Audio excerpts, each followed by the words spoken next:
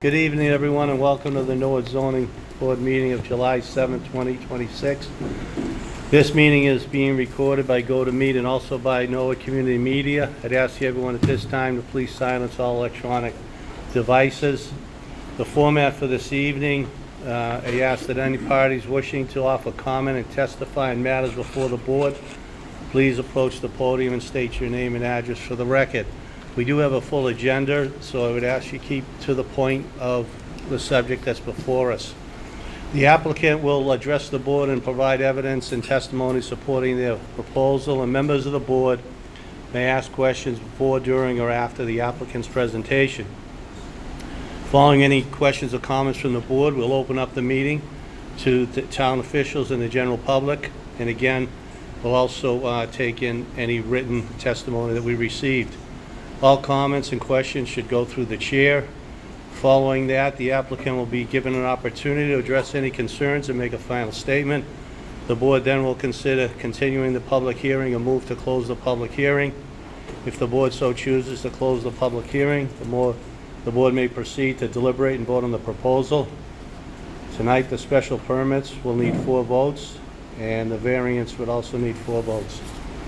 We do have one housekeeping matter before us. At our last meeting, we had asked this is 973 University Ave, bond revision and history.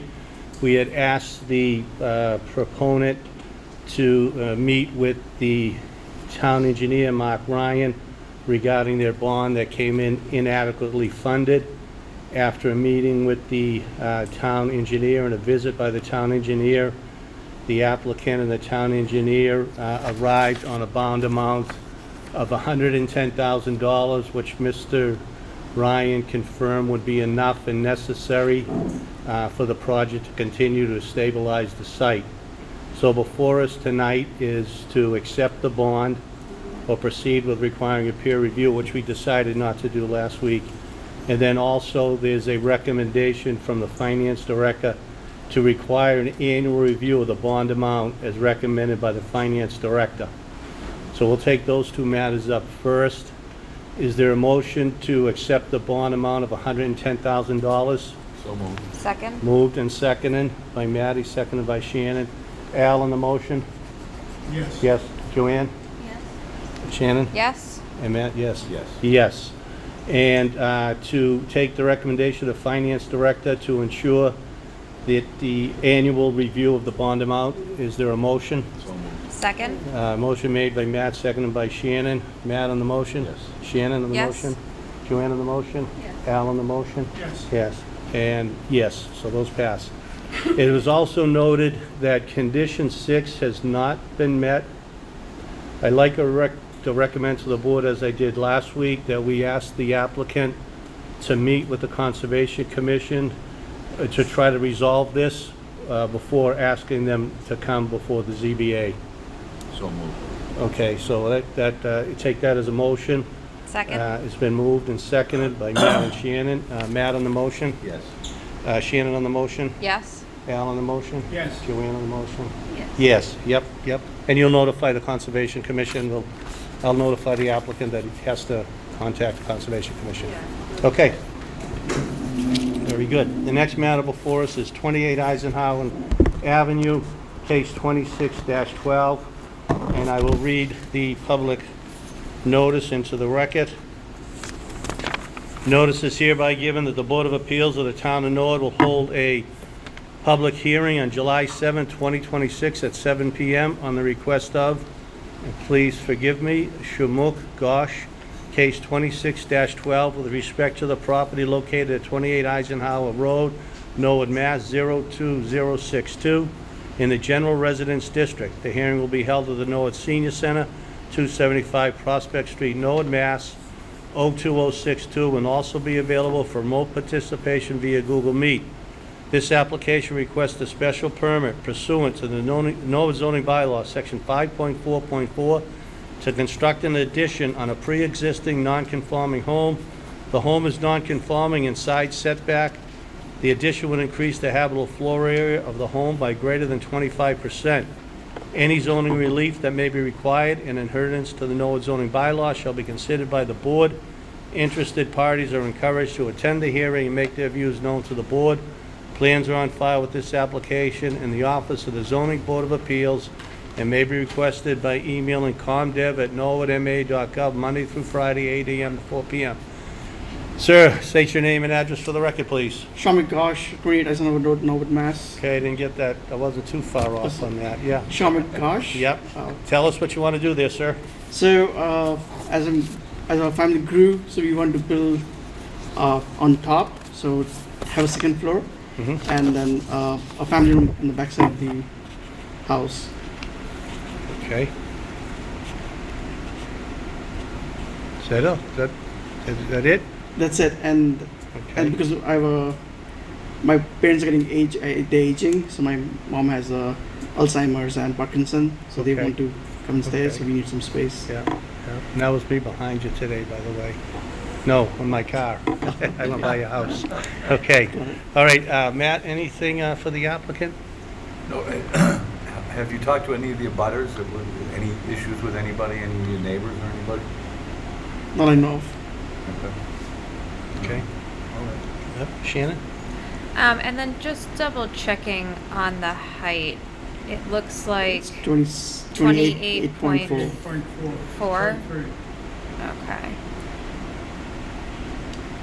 And then it looks like in terms of your current non-conformance, that's for side setbacks, but you are not impacting sort of the left side of the building, and even on the right side of the building, I mean, you start to get closer because it's not a straight line, but you're still following the existing sideline of the home as it's today. Okay. No additional questions right now, All Mr. right. Chair? Great, thank you. Joanne? I think my only question was just a clarification on the building height, because your site plan notes one building height, but your, the elevations note a different one, and so you're confirming that the 28.3 as shown on the Yes. site plan is the Because correct? we checked with the building inspector, we went back and forth, and that's where he said, because I know the grades are a little bit different, Okay.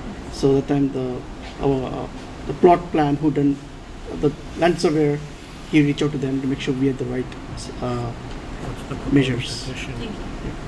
Okay, thank you, Joanne. Al? I'm good, that was my question. Okay. And presently, the living area is 1,311 square feet. What will that be if this is approved upon completion? We are adding almost 1,800 square feet. How much is it? 1,800. It'd be 1,800? Addition is 1,800, so it'll be like 2,800 square feet. The addition's 1,800? Yeah. Okay. So it's over 100%. Okay. I don't have any questions for you, sir. Thank you. Is there anyone here who'd like to comment or speak to this matter before us? Please come forward and state your name and address for the record. Is there? Yes, sir. My name is Mark French. I live at 150 Hill Street, directly across from the said residence. And roughly 25 years ago, I did a second floor on my house, very similar. I didn't go out back. There was a pre-existing back addition when I purchased the house. Just want to say I'm in favor of this. I think it'll be good for the neighborhood, and I hope you approve. Thank you. Thank you for coming forward, sir. Is there anyone else like to speak? Yes, please state your name and address for the record. Marie McNeil, I live at 153 Hill Street. My driveway is directly across from Raj's. Well, that's his nickname, from his house and everything. My husband and I had just recently put an addition on our house, and I think allowing Raj, he has a growing family. As he says, he has aging parents, that he shares the responsibility of caring for them. And I think it adds the value of our neighborhood and everything. We have a very close-knit community neighborhood. We all help each other, and I'd love to see him stay there as a neighbor. So I think it would just be an advantage to our neighborhood and to the town to allow him. He's a good neighbor, he's a good resident, and I think he should be allowed to stay. And I think that's what makes this town even better, is that we accommodate our families that are here and to allow them to grow and to stay in place and age in place. And that's what you did for me, and I hope that you grant him the same opportunity. Thank you. Thank you for coming forward. Is there anyone else? Is there anyone on GoToMeeting? It doesn't look like there's anyone on Okay. for this. Okay. Any more questions or comments from the board in this matter? So I'll entertain a motion to close the public hearing. Moved by Al to close the public hearing, Second? seconded by Shannon. Al, on closing the public hearing? Yes. Joanne? Yes. Shannon? Yes? Matt? Yes. The public hearing is closed. What are the wishes of the board? I'll just comment, and we've done this before. It is an increase, just for the decision, it is an increase of over 100%, but it does seem to meet all the requirements laid out in the special permit criteria. Obviously, there's a need, and there's 2 residents that spoke in favor of it. There'll be no circulation issues, no utility issues, no environmental impact, there's no wetlands. It's compatible, as we heard from our testimony from people before us, that they've done similar things to their property, and it will obviously increase your tax, which meets the fiscal impact. So I believe they've met the requirement. What are the wishes of the board? I guess one quick clarifying question. So it looks like the height is recorded on the plot plan. Mhm. So I guess just making sure that that is accurately recorded in whatever the design architectural plans that are produced. Yes, it is. Perfect. So there is a matching 28.3, because you have a lot of elevation I know. change there, so it was hard to follow those. Okay. Okay. Great. Yep, all righty. And the Okay. building inspector will make sure you stick to it. Yes, yes, please, yeah, a clarification from our building commissioner. The building height is the average of the Okay. 4 sides of the building, from grade at the center of the wall to the highest point that that wall intersects the roof. Got it. All added up, divided by 4, that gives you the average grade. So you could have a peak that's 34, but 3 other sides that are, 20-something. Okay. And the average grade would be less than 30 feet. Great. Thank you. Great, thank you. That's good, that's helpful. Thank you. Okay, is there a motion to approve as presented? So moved. Moved by Matty to approve as Second. presented, seconded by Shannon. Matt on the motion? Yes. Shannon on the motion? Yes? Joanne on the motion? Yes. Al on the motion? Yes. Yes. Good luck, sir. Thank you. Good luck, sir. And thank you for those who came and spoke, gave testimony in that matter. The next matter before us is 57 Hickory Road, case 26-16. I will read the public notice as required.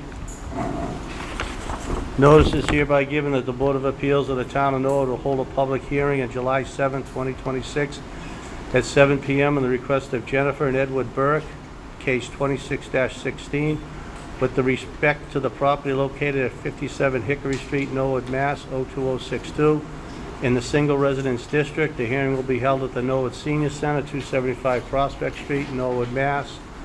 02062, and will also be available for remote participation via Google Meet. This application requests a modification to a special permit issue pursuant to zoning bylaw section 5.4 to construct an addition on a pre-existing non-conforming home. The home is non-conforming in area, frontage, side, and front setbacks. The proposed modification adds an addition to the rear of the home. Any zoning relief that may be required in adherence to the Norwood zoning bylaw shall be considered by the board.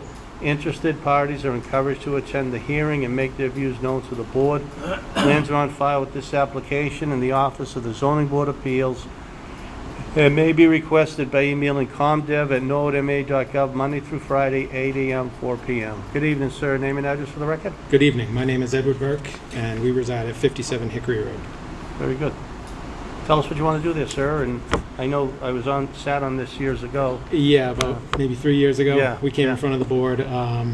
This is a You didn't have the mustache. No, maybe not. Completely new set of plans. We changed from doing entire second story to just a larger addition off the back. Just 2 small additions, a couple of bedrooms, and then expanding our kitchen. Should add about, I believe, 515 square feet to the current living space. So you're going back and not up, right? Yes, yes, sir. Which should be within Yeah. the setbacks. So this would be a modification to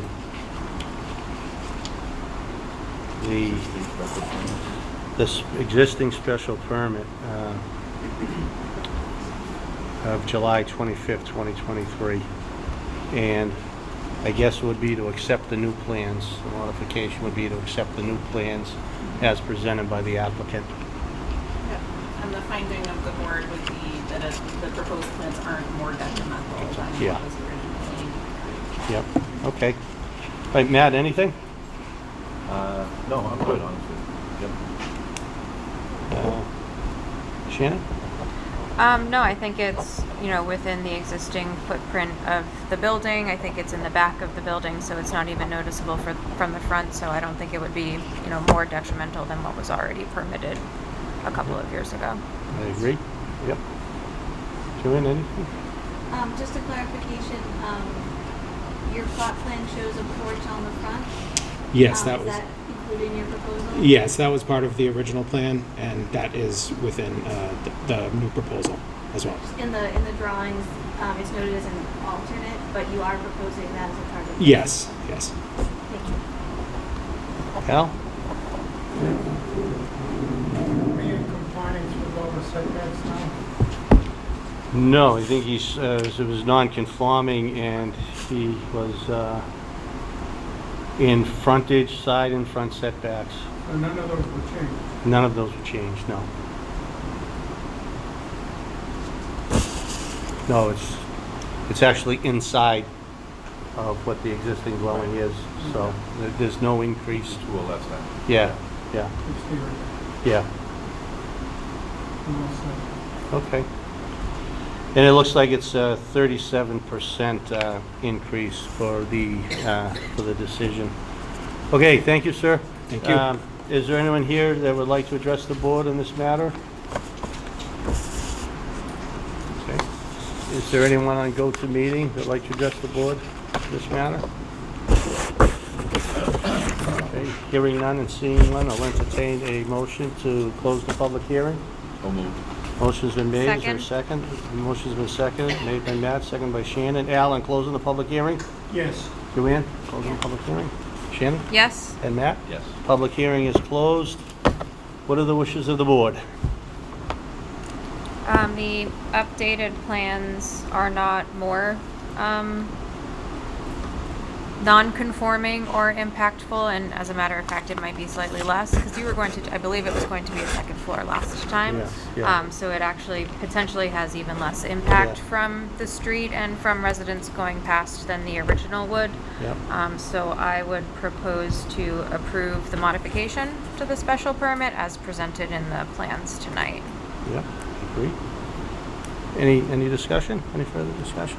No, I'm good. I Yep. agree with Shannon. Yep, so where this is modification, it's already met the special permit criteria, and it is less detrimental, as Shannon pointed out, and it's 37%. I think before it was more than 37%. Yeah. Yeah, okay. Okay, so the motion's been made to modify the special permit of July, let me get the date right, of July 25th, 2023, with the new plans as presented this evening. That motion's been made by Shannon. Is there a second? Second. Seconded by Matt. Any further discussion? Al, on the motion to modify? Yes. Yes. Joanne? Yes. Shannon? Yes? Matt, yes. Good luck, folks. Good luck. Thank you. Yep. Okay, the next matter before...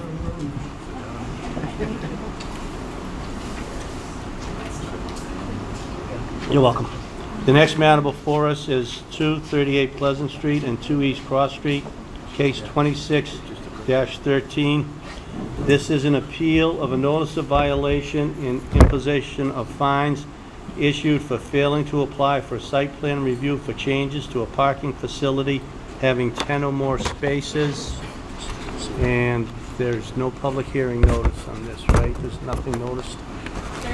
Is there a public notice? Why don't I have it? Oh, do you have one here? Yeah, okay. I don't know why I don't have it here. Okay. Okay, noted, thank you, Joanne. Notice is hereby given that the Board of Appeals of the Town of Norwood will hold a public hearing on July 7, 2026 at 7 p.m. on the request of Joseph Gulla, case 26-13, with respect to the property located at 2 East Cross Street and 238 Pleasant Street, Norwood, MA 02062. In the limited business district, this hearing will be held at the Norwood Senior Center, 275 Prospect Street, Norwood, MA 02062, and will also be available to remote participation via Google Meet. This application is an appeal of a notice of violation and imposition of fines issued by the Norwood Zoning Enforcement Officer.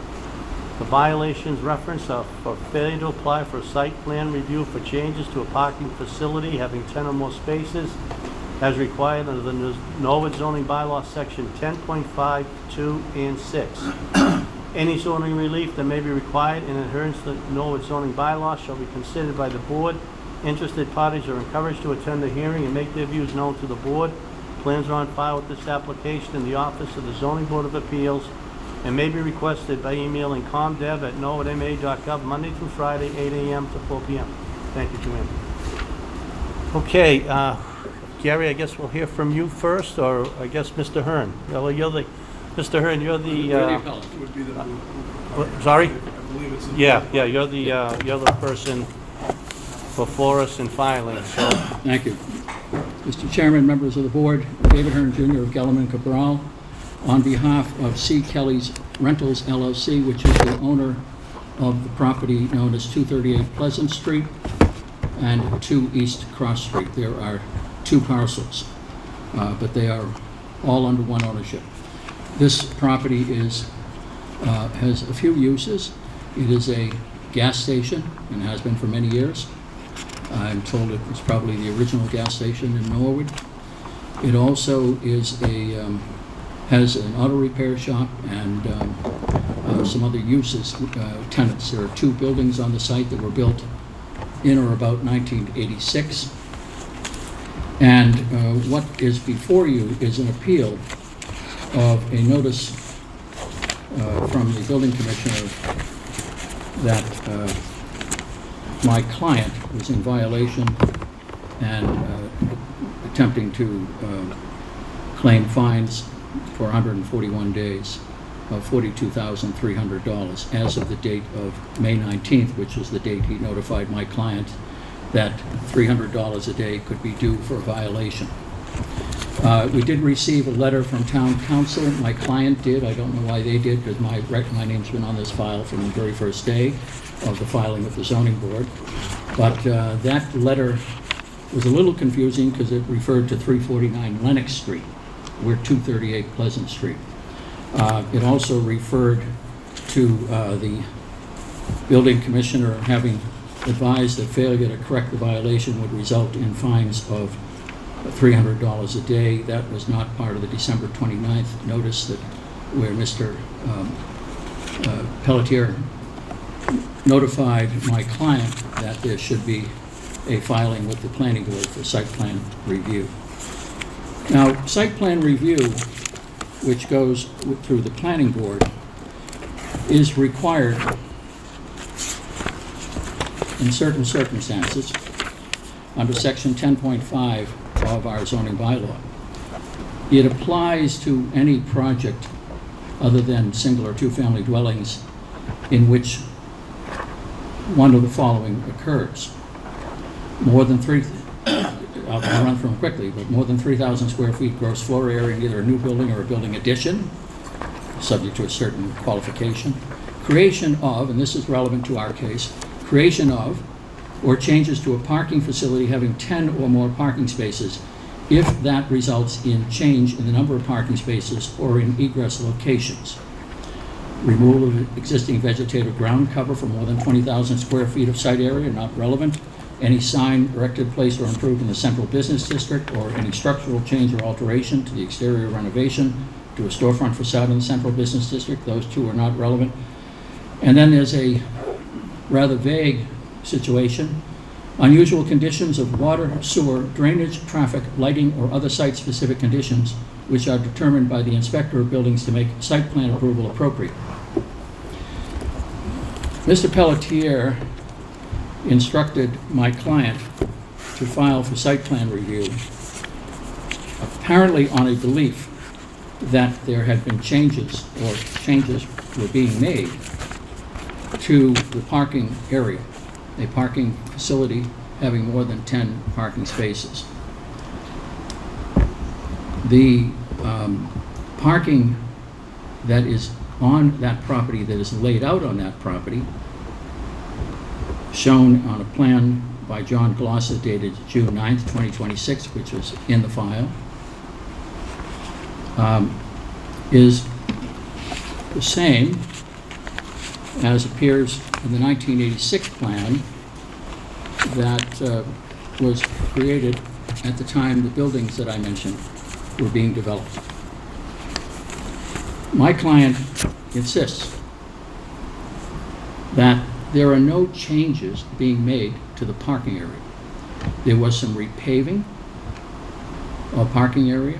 They haven't had a chance to put in stripes, but the parking is the same as it has been virtually since 1986.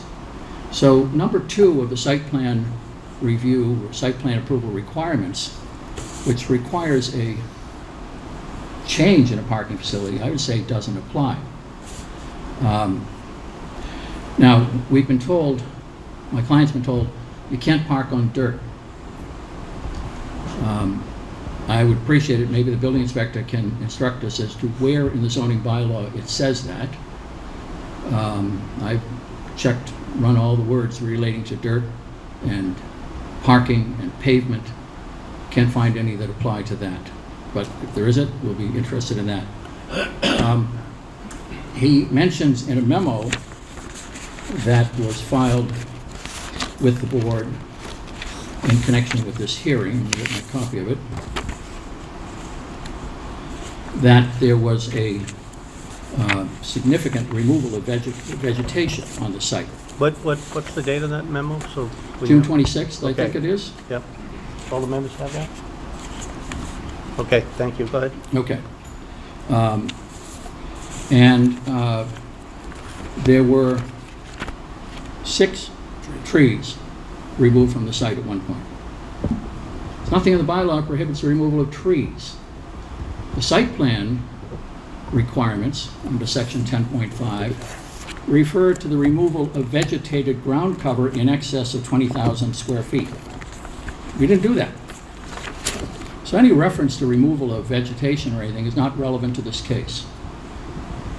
What's relevant first is, are there changes being made to a parking facility that has more than 10 spaces?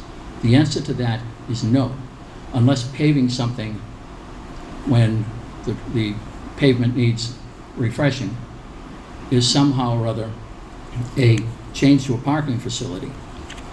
And if there is a change to the parking facility, it refers to if there are changes to a parking facility having 10 or more parking spaces, if that results in change in the number of spaces or in egress locations. None of that has happened. Same egress and ingress from Pleasant Street and East Cross Street, as has been there for years. So I would say that number 2 doesn't apply. Number 6, unusual conditions of water, sewage, sewer, drainage, traffic lighting, or other site-specific conditions, which are determined by the inspector of buildings to make site plan approval appropriate. We haven't been told what those are. So how can anybody prepare a site plan approval application, if one were required, that without knowing what it is that is concerning the inspector of buildings? That is so vague as to be unintelligible without that information being provided. And it hasn't been provided to my client. There is, I think, a fair amount of confusion about this site because nobody seems to know what the zoning is on the site. This site is shown on the town's zoning map, the 2025 version that's available, the 2022 version that is shown when you go onto the town's website and click on zoning bylaws and map. This property is shown as partly limited business and partly general residential. It was rezoned in 2017 And nobody seems to know that. Nobody at Town Hall seems to know that. I think it was a surprise to the building department and the planning department. My client has been telling me over the last couple of months that it was rezoned. He remembered going to a hearing before the planning board. I couldn't find it looking through the records of town meeting. About a month or so ago, I went to the town clerk's office and asked the clerk to pull any zoning amendments in the last 10 years or so. The first one she grabbed was the one that's attached to the narrative that I submitted as part of this case. And that was a rezoning of this property, the portion of it that was still general residential, to limited business. But nobody knew that until we found it. So I wonder if that's coloring everybody's view of this site. The town still doesn't have the zoning map correct. There's no good reason for that, but that's very misleading to everybody. It was misleading to me when my client kept saying it's been rezoned. I said, I'm looking at the map, it's not rezoned. So our position is, and my client, Mr. Gula, is here, is one of the principals of the limited liability company that owns it, is that this property is being used as it has been used since roughly 1986, when those two buildings were built and the parking was laid out. It has not changed. We're not changing the number of parking spaces. We are not changing the egress avenues on the site. We are not parking on unpaved area, although again, I can't find anything in the bylaw that says you can't park on that. The removal of trees is a non-issue. It's not within the jurisdiction of this board, or I don't believe anybody at this point. Property is mischaracterized zoning-wise on the town's maps.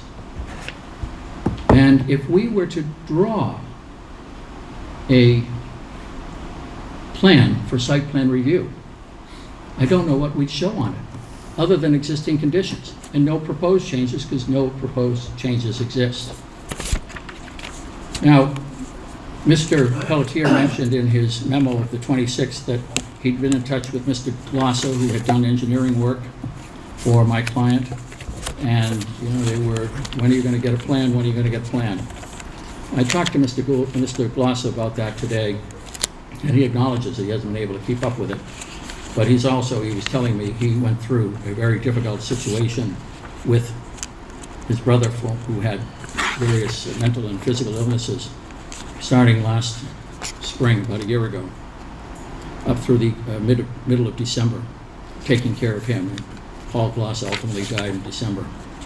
And John Glossa says he's still trying to catch up on that. He assured me, though, that if we were required to do a site plan, he could put them together within a month. He's working his way out of the backlog that came from taking perhaps many of us would think, a more important responsibility, taking care of a sick brother. But I'm looking at the bylaw, I am looking at the plans, I'm looking at the site, and I can't see where there's a change proposed that is going to require site plan review. Now, on the issue of parking on areas that aren't paved, can't find that in the bylaw, but I do note, just today I went around and drove around town and saw 2 parking lots that are unpaved. One on Moore Street, formerly the bus parking lot, now controlled by one of the auto dealers, and one at Kerry Place, off of Dean Street, controlled by one of the auto dealers. Kerry Place has some pavement, most of it is grass, and there are cars, I believe inventory, parked on the grass. Show you the picture if you want. No, that's good. Are you wrapping it up? Because I want to hear from the building commissioner. I understand that, Mr. Chairman. I'm trying to wrap it up. But I'm trying to respond to the fact that we were told that vehicles could not be parked on the dirt. Okay, you've said that 4 times. Yes. What else do you and have? I'm saying, Mr. Chairman, that Elsewhere in town, there are parking lots that are allowed, approved, with nothing but parking. They're not on their before, pavement. they're not before us They're tonight. not, but the point is, Okay, what is the issue here? Point's been made. We'll hear All from the right, building thank you, Mr. Chairman. commissioner. We're happy to respond later. I'll turn it over to Mr. Pelletier, and we'll see where we can go on this. Just one thing I have, obviously your client knew it was rezoned, because he told you that, and then you have the February 16th, 2018, you were the moderator then too, Yeah, right? Yeah, so you have the Office of the Attorney General that approved the article. Mr. Chairman, I don't get the approvals from the Attorney General. Okay, I counted the votes. I ran the meeting. yep, I can't tell you what was voted at a particular meeting with very limited exceptions. okay. And that wasn't my But job. you saw this though, right? No, I found that. Okay, I found that a month ago. okay.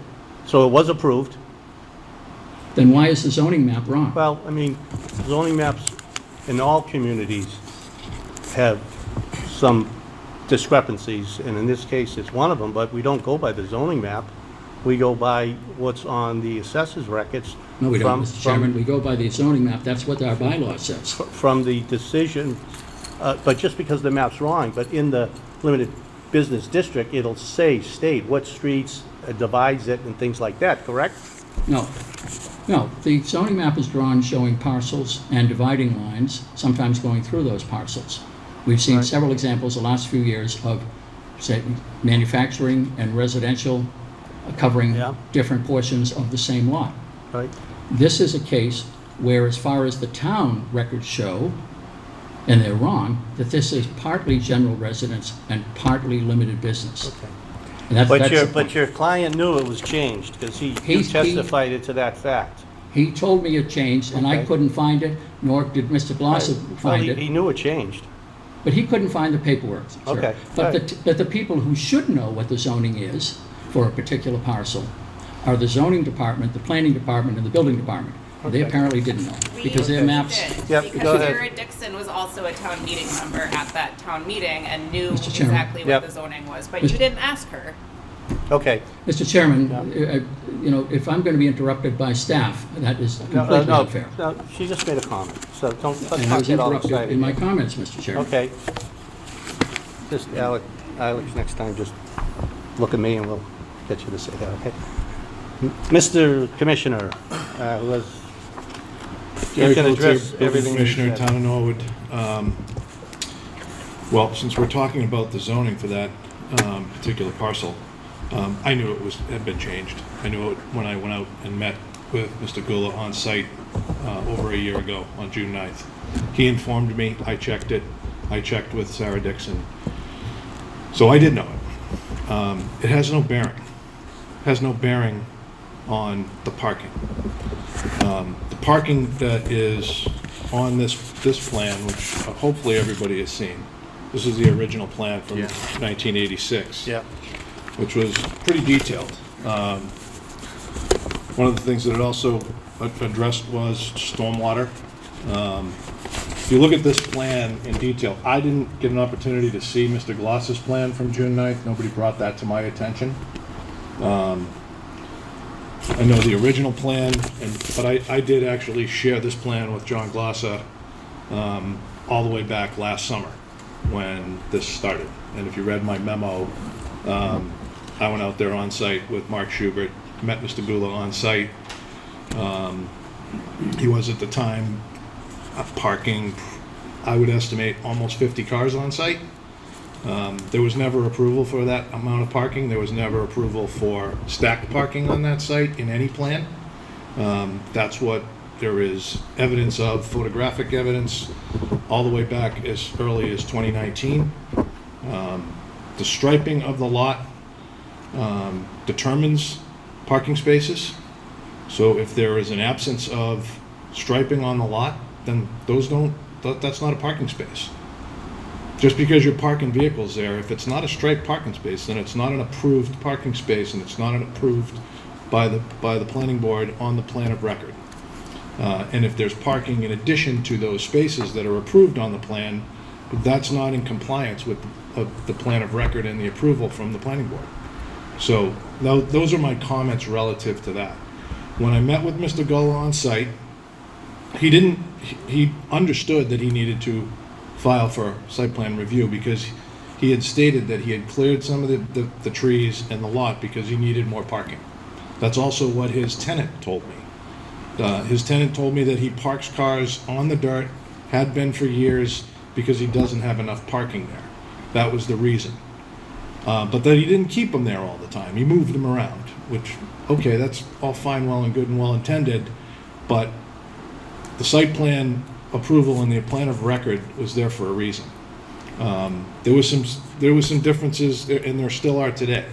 There was angled parking on 2 areas out front that don't show up on any of the historical photos from Google Earth. There's no evidence. I didn't find any that actually showed angled parking out there, not within the last 10 years. So, and shortly after our meeting on site and Mr. Gulla's agreement to file for site plan approval, I gave him 90 days. I didn't issue a notice of violation because he was compliant. He said, I will get to work on it. I'll hire John Glossa. We'll get site plan review filed, and we'll do it the right way. And I did tell him, I said, the planning board is going to want to see the stormwater addressed because I don't know whether there was 20,000 square feet of vegetative ground cover removed because I never got a plan that showed me that it was less than that. And I still haven't to this day. What was created, that site pitches directly from Pleasant Street back towards the building and back towards the lower end of that lot. So the stormwater is going to run there.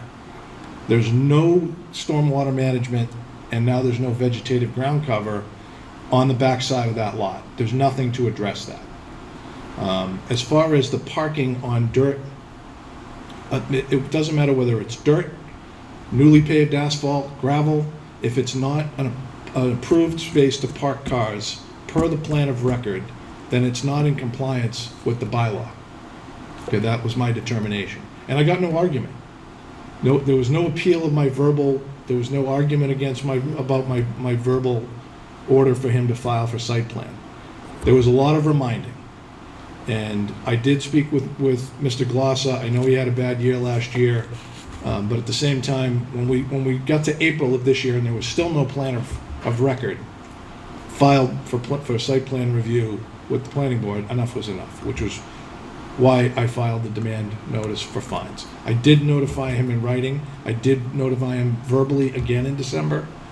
I did notify him by email that fines would be assessed if he didn't comply. So those are my comments relative to that. If hopefully just to show some of the photos, this is obviously the plan of record.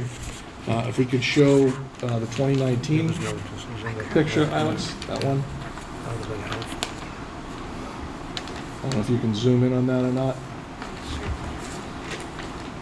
So if you can see very clearly a couple things. Number one, the parking spots that are marked are only across the front of the 2 buildings. The hashed areas are adjacent to the 4 approved handicap spots, okay, that were part of the original plan of approval. If you want to go to just go right through the next 3, Alex, if you don't mind.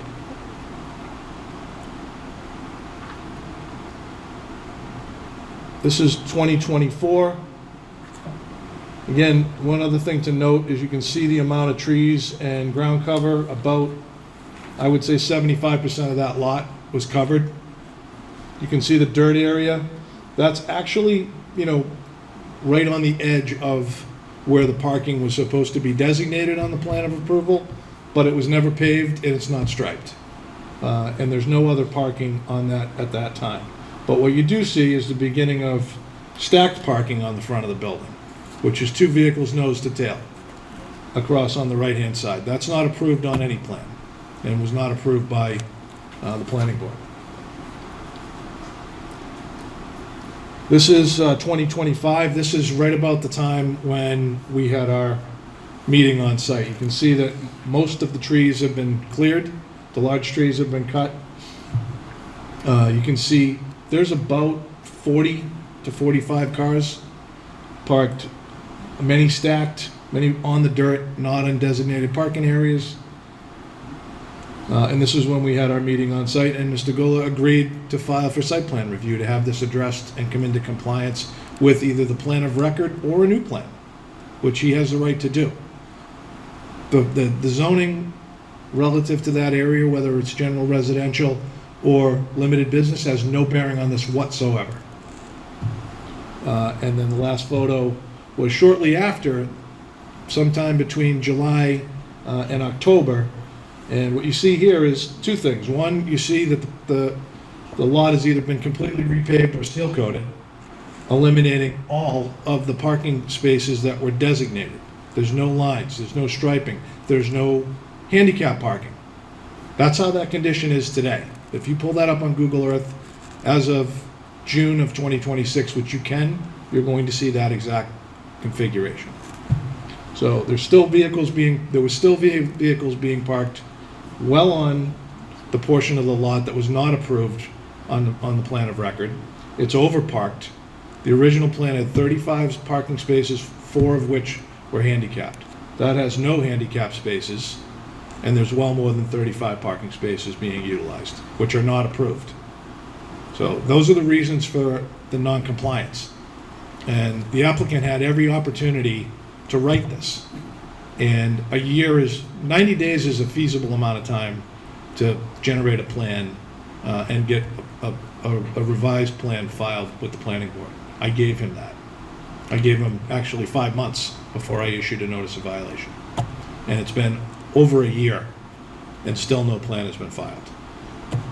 And with relative to the unusual conditions, I think I spoke to that. I think it should be clearer. I would love to see it be clearer in our bylaw, but when you remove everything that would prevent stormwater from rushing across an open piece of land and potentially flooding and the lots in the rear adjacent to it, to me that's an unusual condition relative to drainage. So that's why I feel number 6 is also applicable. Any questions while I'm standing here? Any questions for okay. Town council, do you have anything? Just your name and address for the record. Sorry. Hi, Braden McKee, Office of Town Council, on behalf of Attorney DeLuca. I just wanted to make a note that, the purpose of the bylaw with regards to the parking is that so that people can't just add parking spaces on their own. And I don't know if I happen to have these pictures already printed out, and if you look at them side by side, you can see that it's completely and totally different. I don't know if I can pass this around really quickly. It's labeled 2019 and then current. So Thank you. Here. Good.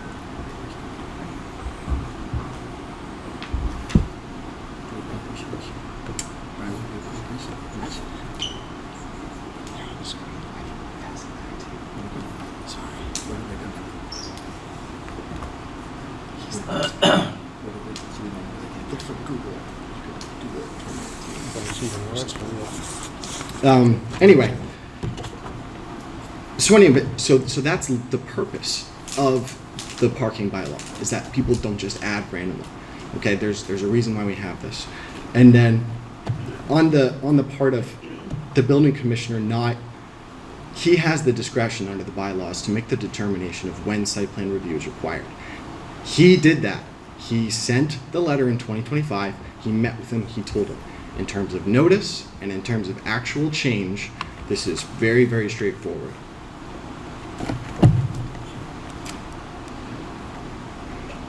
Anyway, that's all I have. Thank you, guys. Thank you, thank you.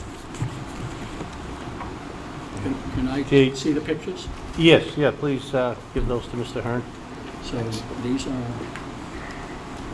this is 2019. Yeah. Can you put up present, the one that, the last one, and leave that up there? When was this? Current. That was the screen grab. When? Fall? Last year? Hey, Gary, do you remember when we took the current screen grab from Google? That was October of 2025. October of 2025. Do you want to wait till we open and then speak at the end? or do you- No, while some things are fresh, I'd like No, to okay, yeah, respond. I'll give you that This, courtesy. It's out of the ordinary, Mr. Hearn, but I'll give you that courtesy. That's present right there. Keep this as is. That's today. This is the picture we were given, October 25. Is that today? That's That's October 25. 5, okay, but Those are the current There is no conditions as observed. that's, okay, yeah. So those are the conditions as observed, and I've observed them also.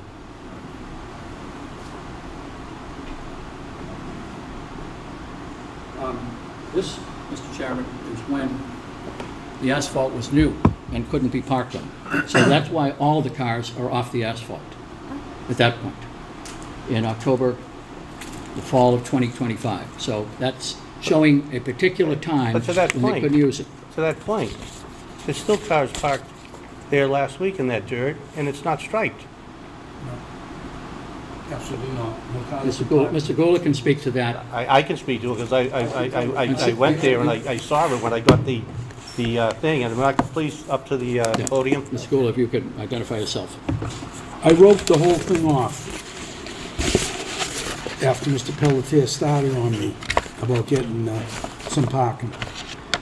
So I'd be out there like a nut yelling at everybody to get out. I finally put stakes up. I put yellow caution tape all around it. No one's parked there for at least the past 5 or 6 months on the dirt. Wintertime was full of snow. If you saw a car on there, I didn't see it. It wasn't there. Alan runs the shop that's there. He's always on people. I'm always screaming at people because they're blocking my island pumps. And I don't want to look like a total whack job all the time. Why hasn't it been striped? Because he's not going with the original plan of 86 that shows parking, and I don't know what we're going to do if I got to put the parking on the dirt and then repave it again to push it out. Didn't he advise you to get a site plan revision? I want to know what's wrong with the original plan of 86, number one. Number two, Gloucester was supposed to be doing everything, and I can't grab Gloucester. He was doing something. I don't know how to do anything online. I gave it to Gloucester to do and for my attorney to do. That's all I can tell you. As far as anyone parking on dirt, they're not, they have not been. And you can check that out. Vegetation, my trees, I cut them down.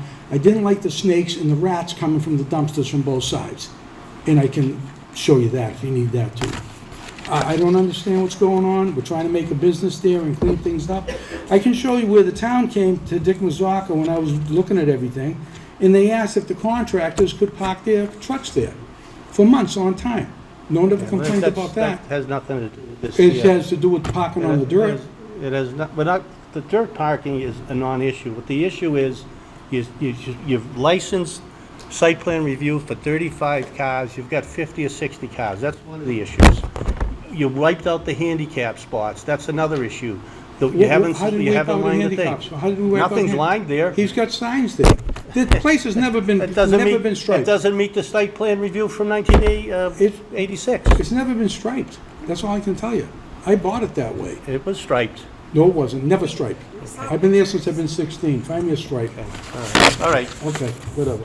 Dave, you have anything you want to add? We're going to open this up. Yeah, Mr. Pelletier a few moments ago referred to removal of vegetation, and that somehow or other is causing a problem, or potentially cause a problem for stormwater flowing over the site. He didn't cite removal of vegetated ground cover in his letters. So I'm surprised to hear that now. I think that's not an issue before you. It's not an issue with his violation notice. He's complaining that we are creating or making changes to a parking facility having 10 or more parking spaces, and we're saying we're not changing the spaces. We're not changing that stuff. Yes, it probably should be striped, but we're not changing the number of spaces that are on that site. So that doesn't trigger number 2. Number 6 is a guessing game until he tells us. He's talking now about stormwater. He's talking about vegetation, which is number 3. That's not before you, number 3, under the site plan review. So my client, if he says he's not making changes to a parking facility, we can't control everything a tenant does every day of the week. You know, nobody can do that. But if you're not making changes to the parking facility, how does it trigger site plan review? And he tried to get, Mr. Glosser worked on it, but Mr. Glosser, as I told you, was out of commission for months, basically. Thank you. There were changes made. I mean, everyone sees the changes. I don't know how you two don't see them, but everybody else does. Okay, we're going to open this up to the public hearing here. Does anyone here want to speak on this matter? Please come up forward, state your name and address for the record. Dana Moss, I live at 16 East Cross, right at the end of the driveway into the gas station. Go ahead, sir. One morning I heard a lot of banging out there. He's got a record company in there with flatbed records. They go out and they park in front of my house. One day they had a car there and they're hammering away at like 7:30 in the morning. And they constantly park there. Might be for 4 hours, might be for the whole day. Okay? And then when he paved the thing, it got dark at 5 o'clock because it was in the fall. And they kept paving till like 6:30 at night. Okay? No detail. Two paving trucks and a wrecker. I mean, a flatbed for the roller. And they were there till like 6:30. Okay? So, and parking on that dirt, every time I go by there, there's anywhere from 12 to 25 cars on that one spot. And then he parks some more around the little island there, paper 8 cars. No. He hasn't been a good neighbor to me, that's all I'm saying. Thank you, sir. Okay. Appreciate it. Thank you. Is there anyone else here? Please come forward and state your name and address for the record. Suzanne? Sorry, we'll recognize, go to meeting when we recognize everyone that's present. Thank you. Hi, Yes. my name is Barbara Montgomery Seeger. I live at 231 Pleasant Street, across the street. We have been living there for 22 years now, and our family were, and most of our neighbors were customers of Mark at Your Service. That was the car repair place, and they did our inspection stickers. And he would always say, listen, I'll call you 10 minutes before it's ready because you can come over and pick up your car. It was great service, but he knew at the time he couldn't leave a bunch of cars there. And since this new business has come in, there are, in fact, in excess of 25 cars that are parked end to end, and there are no spaces over there. And again, I've lived there for 22 years, and I don't begrudge a business being popular, but they are bringing in tractor-trailer tow trucks that have cars that are coming in. So it went from a kind of a sleepy car repair dealership to a very major, very busy one with a lot of people and a lot of cars and a lot of parking. And there were trees and there were vegetation that was there that suddenly disappeared and then was repaved over. And we've noticed, because we walk in the morning, especially on rainy days, the water runoff is incredible. So there is a big difference from what has happened 22 years ago to right now. Thank you. Thank you for coming forward. Is there anyone else here that would like to speak? I want to ask Yep. Mr. Massey. Well, hold on, Dave. I know. We've got other people. That's fine. Yeah, and then, Yeah. okay. Is there anyone here that would like to address the board? Okay, we'll That's go. be online, I think. We'll go to online. Was there someone that go to meeting that wanted to address the board? Please state your name and address for the record. Hello, I'm Ben Moser. I'm at 215 Pleasant Street, across from the property. I wanted to speak to a few things. First of all, the removal of vegetation. I think we've seen that that's way more than 6 trees. Completely obliterated, they're not coming back. And I would like to speak to the change in light conditions, because now the property behind pours light right through all of our windows at night. And that is floodlights. And that is, a significant change in the light conditions. It also blocks the view of where they stack their tires. It's been a quality of life change for us to have all of those trees removed. And I will say that for a significant time, there was plenty of parking on the dirt. I've gotten everything. Again, try and keep it short. Thank you. Thank you, sir. Is there anyone else on go to meeting that would like to address the board on this matter? Okay, sir, you'd like to address the board? Please state your name and address for the record, and if you're having... Alan Massey, Yep. Norwood Auto Care. Yep. I know we're talking about the parking spaces. Constantly, every day, I'm trying to just making sure no one gets blocked, cars coming in and out. We're doing stickers, oil changes. We try to really get the cars out of there within a day or two, most. About 85%, we try to get them in the same day. I know it's been an issue, but I'm here to do whatever I can to make it right, and however we could do it, how many spaces, and try to do it. You're a tenant there? Yes. Okay. Mr. Chair, Yep. may I ask the Yeah. tenant a question? Yeah, sure. Go ahead, Sharon. I believe that was it 35 spaces are authorized, and that's not yet backing out the handicapped spaces? I guess that's with the handicap. Okay, so fewer than that if you don't have handicap plates. 31. Do you feel that number of parking spaces is sufficient to support your business operations I mean, on we'll the site? we'll try to do it. We could have like 2 or 3 stickers in like 20 minutes, and they're waiting in line, and I try to be as fast as I can. Sorry, and this is not a critique of your business. I'm just trying to ask Yeah, whether that's we're just trying to do parking. the right thing. I can't question the job. I have to go through the whole car when I'm doing the inspection sticker. We have 6 employees, so that's 6 cars. Thank you, that was Okay? helpful. Thank you. Thank you, sir. Is there anyone else here who'd like to address the board in this matter? Mr. Hearn. Thank you.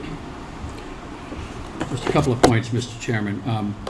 People are complaining, the gentleman, Mr. Moser, I think was concerned about light showing, and it wasn't clear to me whether he was talking about light from this property or light from some other property coming through because the trees have been removed.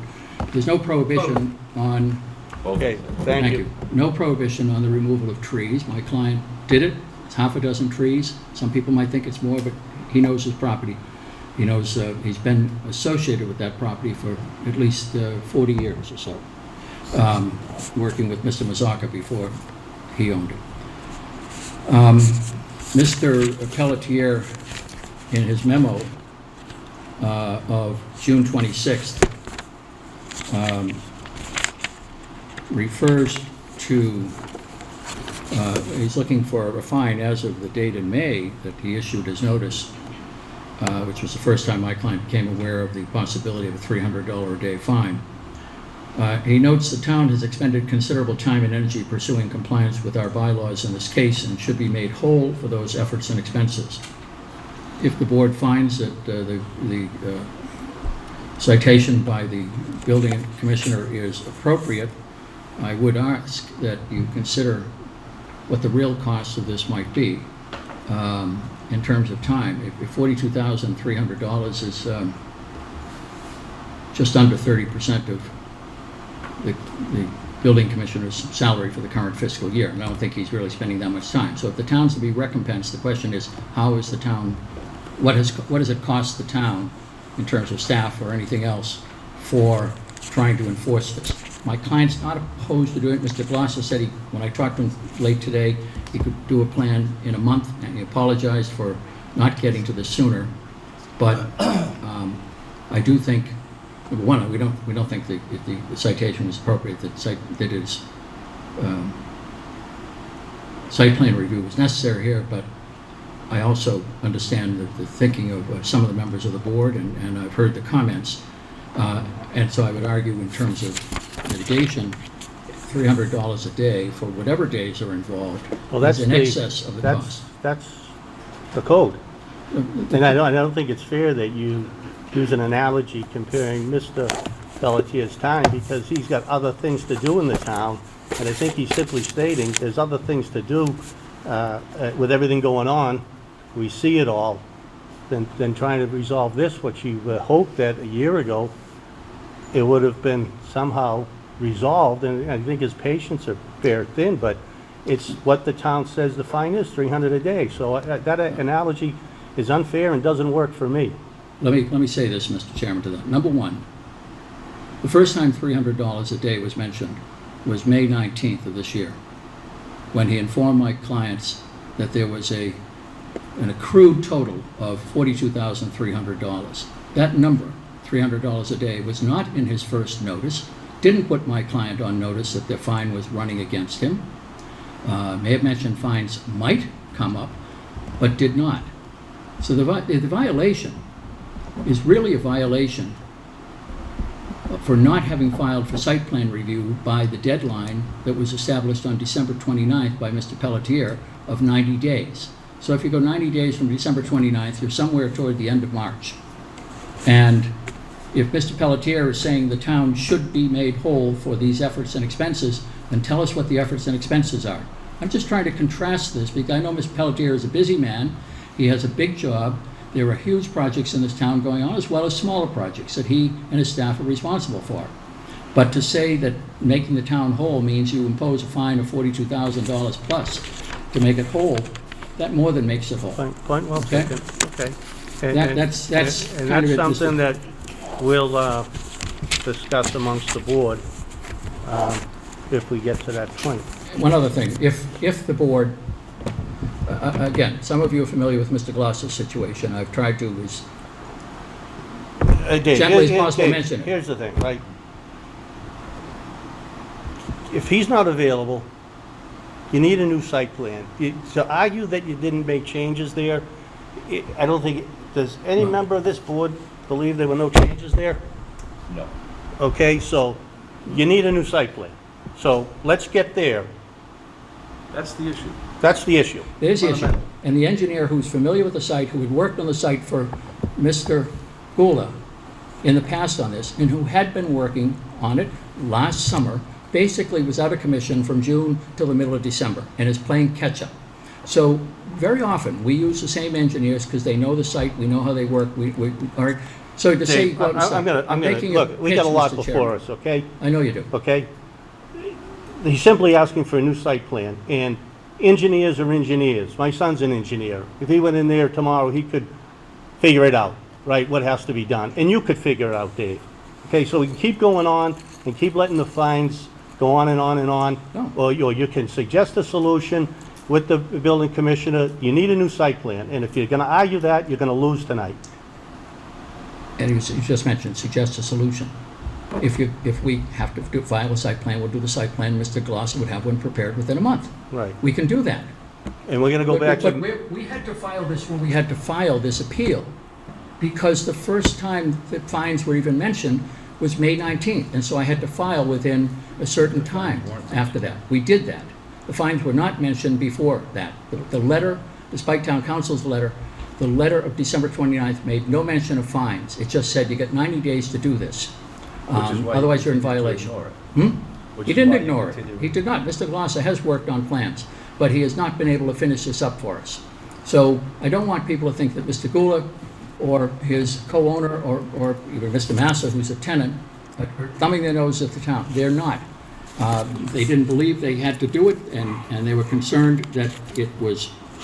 But this board seems to think that it is required, and I would ask you continue the matter and see if we can straighten this out with the building commissioner.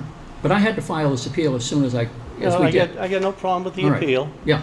And we're not gonna continue it. We're gonna resolve this tonight, in meaning that we're gonna order you to get the site plan, and I wanna ask Gary a question. Gary, regarding the fine.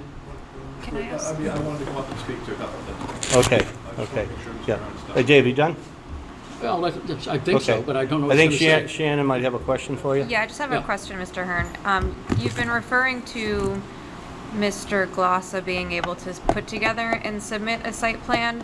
So then what is the plan that we have from Mr. Glossa dated 6/9/2026 that shows in red 9 proposed parking spaces? Well, they're proposed to be marked there. They're in the same, if you look at 1986, that's, I think, where they were, and they're still there. So, That's the edge of the pavement. and I guess to that point, I would say it doesn't actually look like they're exactly where they were in the 1986 plan, because they seem to be bumped back further from the corner of the building.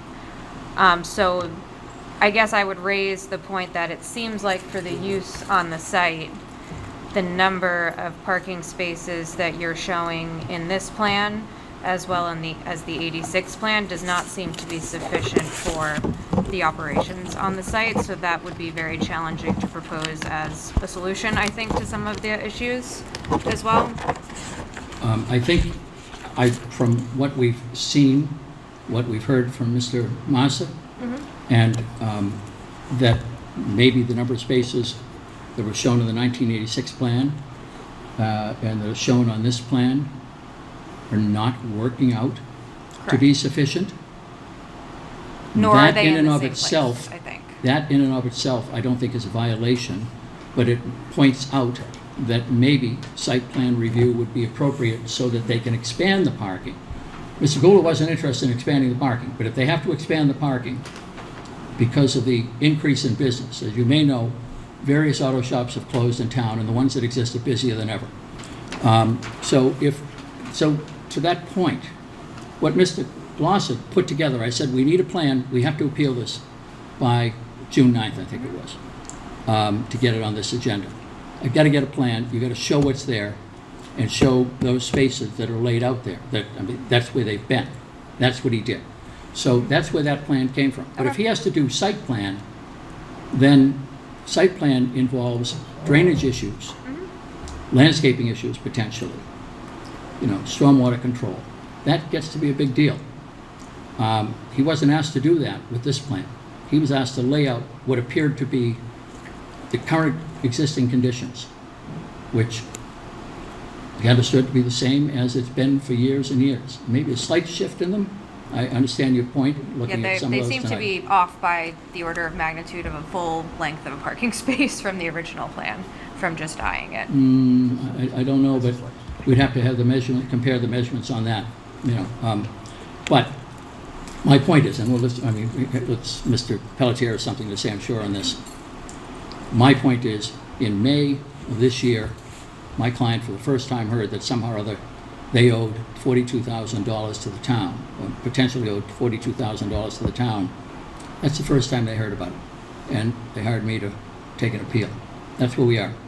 They're not thumbing their nose at anybody. So While you're there, Al, do you have anything for the applicant? Okay, Joanne, do you have anything? Matt, you? No, to me, it's pretty straightforward. All the images are irrefutable in support of the building commissioner. There's one issue, and we keep talking extraneously about all this nonsense. The issue is he was asked to do a site plan. He said he would do it. He didn't do it. Now, I understand somebody was sick and not well and couldn't do it, but to Michael's point earlier, there are a lot of folks that can do it. And if you make a commitment to somebody to do it, in my opinion, you should have done it. And so he had every right to come back and do what he's done.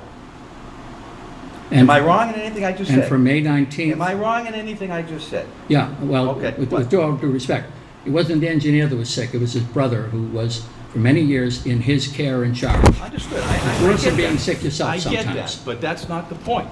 Well, The point is, there are a lot of people that can do this job, and if you make a commitment to have it done, and you choose not to honor that commitment, then he has a responsibility. because you keep thinking that the person that's worked on it for you is going to be able to get So to it. did he go to him and say, hey, listen, it's gonna be an extension because this guy can't do it, he's not well, or he's taking care of somebody? Did he ask for an extension, or verbally? Did he do anything at No, all? he probably didn't. To the building commissioner Yeah. to suggest that he might need more time? No, I think the building commissioner was at times, according to his memo, in touch at times with Mr. Glossa. He refers to emails back and forth with Mr. Glossa over the next several months after the December 29th date. So I assumed he was in touch with him. But I'm not throwing Mr. Glossa under the bus. He said I could if I had to. No, I'm not asking you to.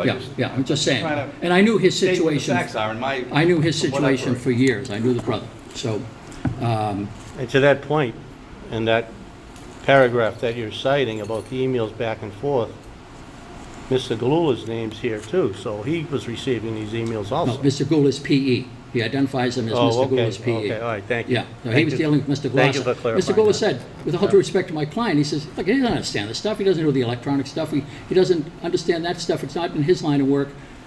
Mr. Glosser was gonna handle it. That's what I was- That's where we are. Okay, Thank all you. right, thank you. Yep, Mr. Pelletier? Yep. A couple quick things. Number one, the notice of December 29th did give him 90 days to file. He didn't file. So that's, once you're notified in violation, if you're given time to correct the matter and you don't do it, the violation doesn't start then. It starts when you were notified of the violation. As far as the fines go, I'm not obligated to notify him of the fines. It's in the book. It's in a public book. It's in the zoning bylaw 10.1.7, and it includes planning board decisions and site plan. So, Thank you. the plans here, again, from 1986 show, I think, 6 or 7 street parking spaces. 4 of them are angled. That's not on the amended plan. And again, the parking on site is not compliant with any plan, proposed or otherwise. And this is an opportunity, and I said it to Mr. Guller a year ago. This is an opportunity for you to go and do what you want. You clearly need more parking here. This is how it's done. You go to the planning board with a proposed plan, and they'll either approve it or they're going to tell you to do other things. But at some point, you're going to get your new parking lot with more parking spaces. You might have to add some stormwater management. That's just part of the game, and that's part of the bylaw. And that's all he was asked to do. And a year later, he still hasn't done it. So my request to this board, if I'm allowed to make one, is that the matter of the fine should not be addressed until site plan approval. If the board determines that he should have filed for site plan approval and review, then that should be addressed first. And the fine shouldn't be addressed until he garners approval from the planning board for any modifications that he wants to make on that site. That's my request to the board, for what it's worth. All right, thank you. Okay, a lot to digest here. I agree, I think we all agree we need site plan review here. And I agree with Gary, right now the fines shouldn't be before us. And I would suggest that we continue this to the next meeting. We toll, is that the word when you stop something from happening? We toll the fine today, at this date, whatever it is, we'll toll it. It'll stop as long as they come before us next month with, we would, to see a plan, but they'd have to apply to the planning board for site plan review, right?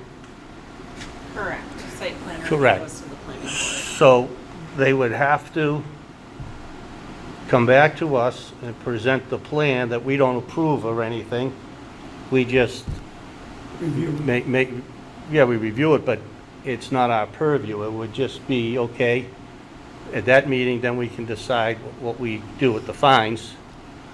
And then they can, with an application into the planning board. Yes, The filing an application is not getting site plan approval.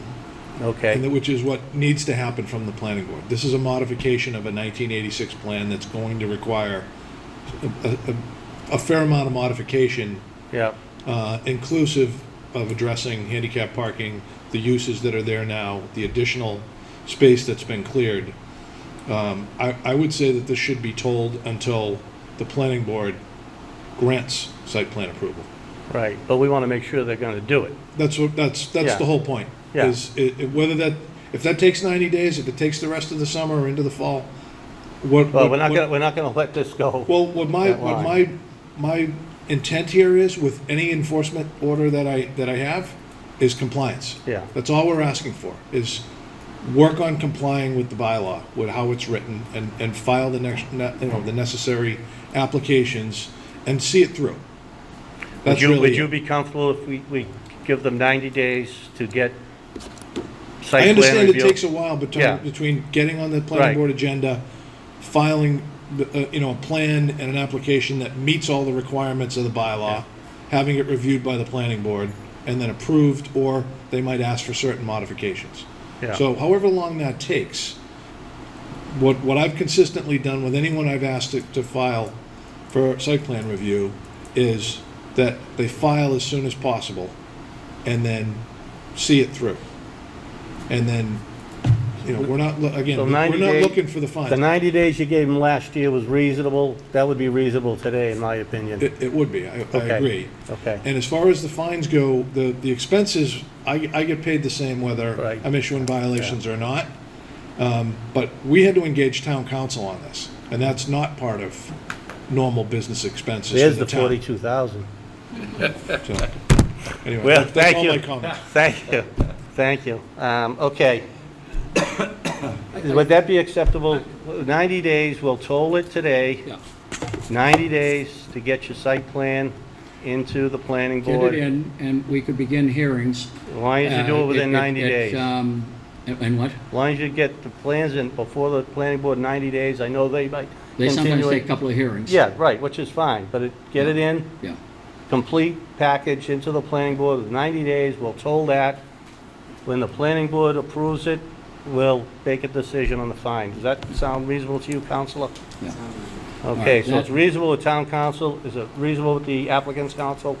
Yeah. You're getting me in a good mood tonight. I'm working on it, Mr. Chairman. Okay, thank you. No, Yeah, we're good. But, so we're agreed on the language. We'll file within 90 days. Within the 90 days. To the. Because it takes a while to put that Right, together. no, I get it, Yeah. but the complete package. Yeah. Within 90 days to the planning board. Yeah. And then they'll take it up, and I understand that might be a couple of meetings, and because I know they're gonna address that issue, a lot of the issues that we don't address. They do. yeah. Okay, And, all right. And regarding the fine, we'll take that up after site plan approval by the planning board, which, to Gary's point, might be 6 months from now, and we'll see how well you do. I guess that decision will be made on how well you do. we will, so you continue, should we continue the hearing to a date certain? So we have Yes, to yeah, give notice. right. And then at that point, see where things stand and might be continued again. Rather Right. than leaving it out in the open and then everybody's got to get notice all over again. Yeah. So if we So- continue to a date certain. what- We'll depending go upon 3 the months, meeting. which is the 90 days, Yeah, right? So I'm we'll, just thinking of when the date would be. So- So October 6th. October 6th, Hearing. yep. Let me just, October 6th. And I don't have a problem with November. That'll give you, Uh, might give you enough time to get it all approved by the planning board. Yeah, November, your meeting is going to be governed by the election, I think. Okay, so let's leave it October 6th. It probably helps, Mr. Chairman, to keep everybody's feet to the fire. Well, there's only 2 feet to the fire, and he's I sitting right understand there. that, but we're, so Tuesday the 6th, to October 6th at, 7 PM. So we'll entertain a motion to continue this hearing till October 6th, 2026 at 7 PM at the Norwood Senior Center, 275 Prospect Street, Norwood, Mass. at 7 PM. So moved. and Google Meet. And also on Google Meet. Yeah. Yep. So moved. Second? And with the 90 days application into the planning board for site plan review. So moved. Okay. Moved by Matt, seconded by Shannon. Any further discussion on this one? No? Al? Yes. Yes? Joanne? Yes? Shannon? Yes. Yes. Okay, yes. 5-0, thank you. All right. Please we'll get work it on done. We're not looking to fine people, but please get it done. Okay, Thank you. thank you. Okay, the next matter we're going to take up out of order, we're going to take 150 Chapel Street, That's fine. which Thank you. is 26-11.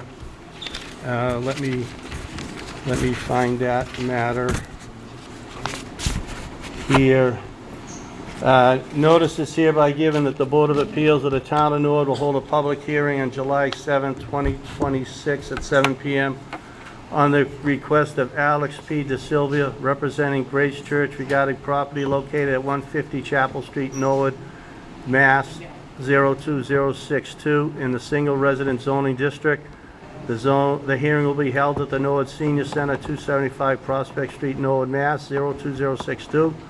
It will also be available for remote participation via Google Meet. This application requests to appeal a zoning determination and denial of a business license.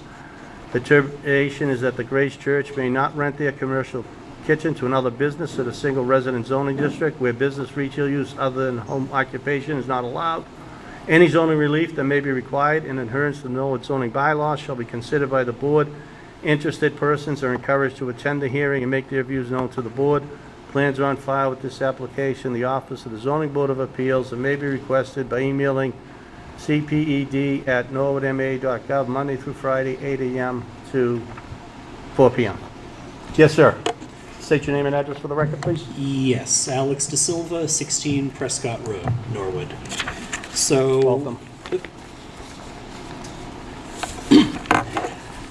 So we would like to appeal the denial of the business license for the Native Kitchen at 150 Chapel Street in Norwood. So we have a commercial grade kitchen that in the past we have rented out to businesses such as food trucks, caterers, etc. Native Kitchen is another caterer, meaning there would be no customer pickup, no increased traffic, no extra activity around the area. They would be renting on a part-time basis, and does anyone know the exact time frame? 10 hours a week? So very short amount of time per week. The church, you know, it's been in the community for a while. It serves a lot of parts of the community aside from the Episcopal Church itself. We host the Ecumenical Food Pantry, AA meetings, Scouts, Annie's Closet Charity, and such as Sai Baba. So this would not cause any differences in traffic compared to what we have already.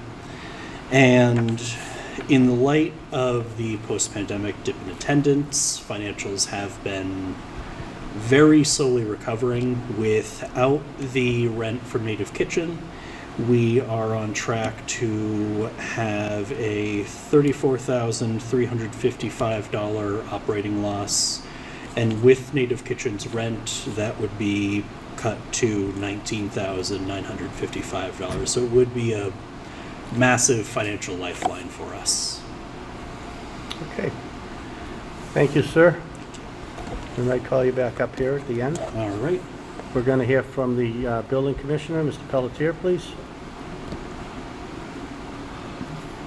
Mr. Chairman, it's, unfortunately, I don't get to choose uses. And the church is allowed to exist in a residential neighborhood because it's exempt under zoning in Mass General Law. And that's echoed in our use table.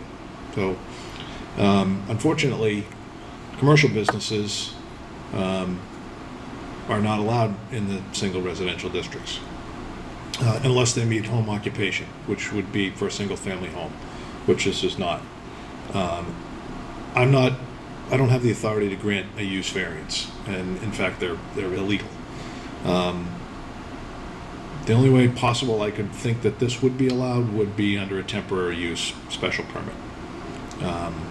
Which again, it may be a change to the petition, one way or another, depending on the board's determination. You're going to hear, a request for a special permit tonight for later on for a temporary use. But I don't see another way around it. When I do things like do a zoning review, I usually try to find a way to make a very clear-cut determination. It either says yes or no, or is there a pathway to yes? In this case, there's no pathway I could find other than a temporary use to yes. It's a pretty clear-cut no. If the church were located in a different part of town, in the general business district, it's not an issue. But because it's located in a residential district, single residential only, I can't allow it. It doesn't. There's nothing in this book that gives me the ability to allow it. Okay. Thank you, sir. Any questions for the building inspector? Okay, great. Thank you, Gary. Sorry, may I ask Yep, one yep, go question? ahead, Shannon. Yep. For a temporary special use permit, how long would that be good for? We're doing it. Right. Those are allowed to be issued for 1 year. I believe so. I think it's Extended, I think, for up to 2 additional years. so. following 351 is. You're right.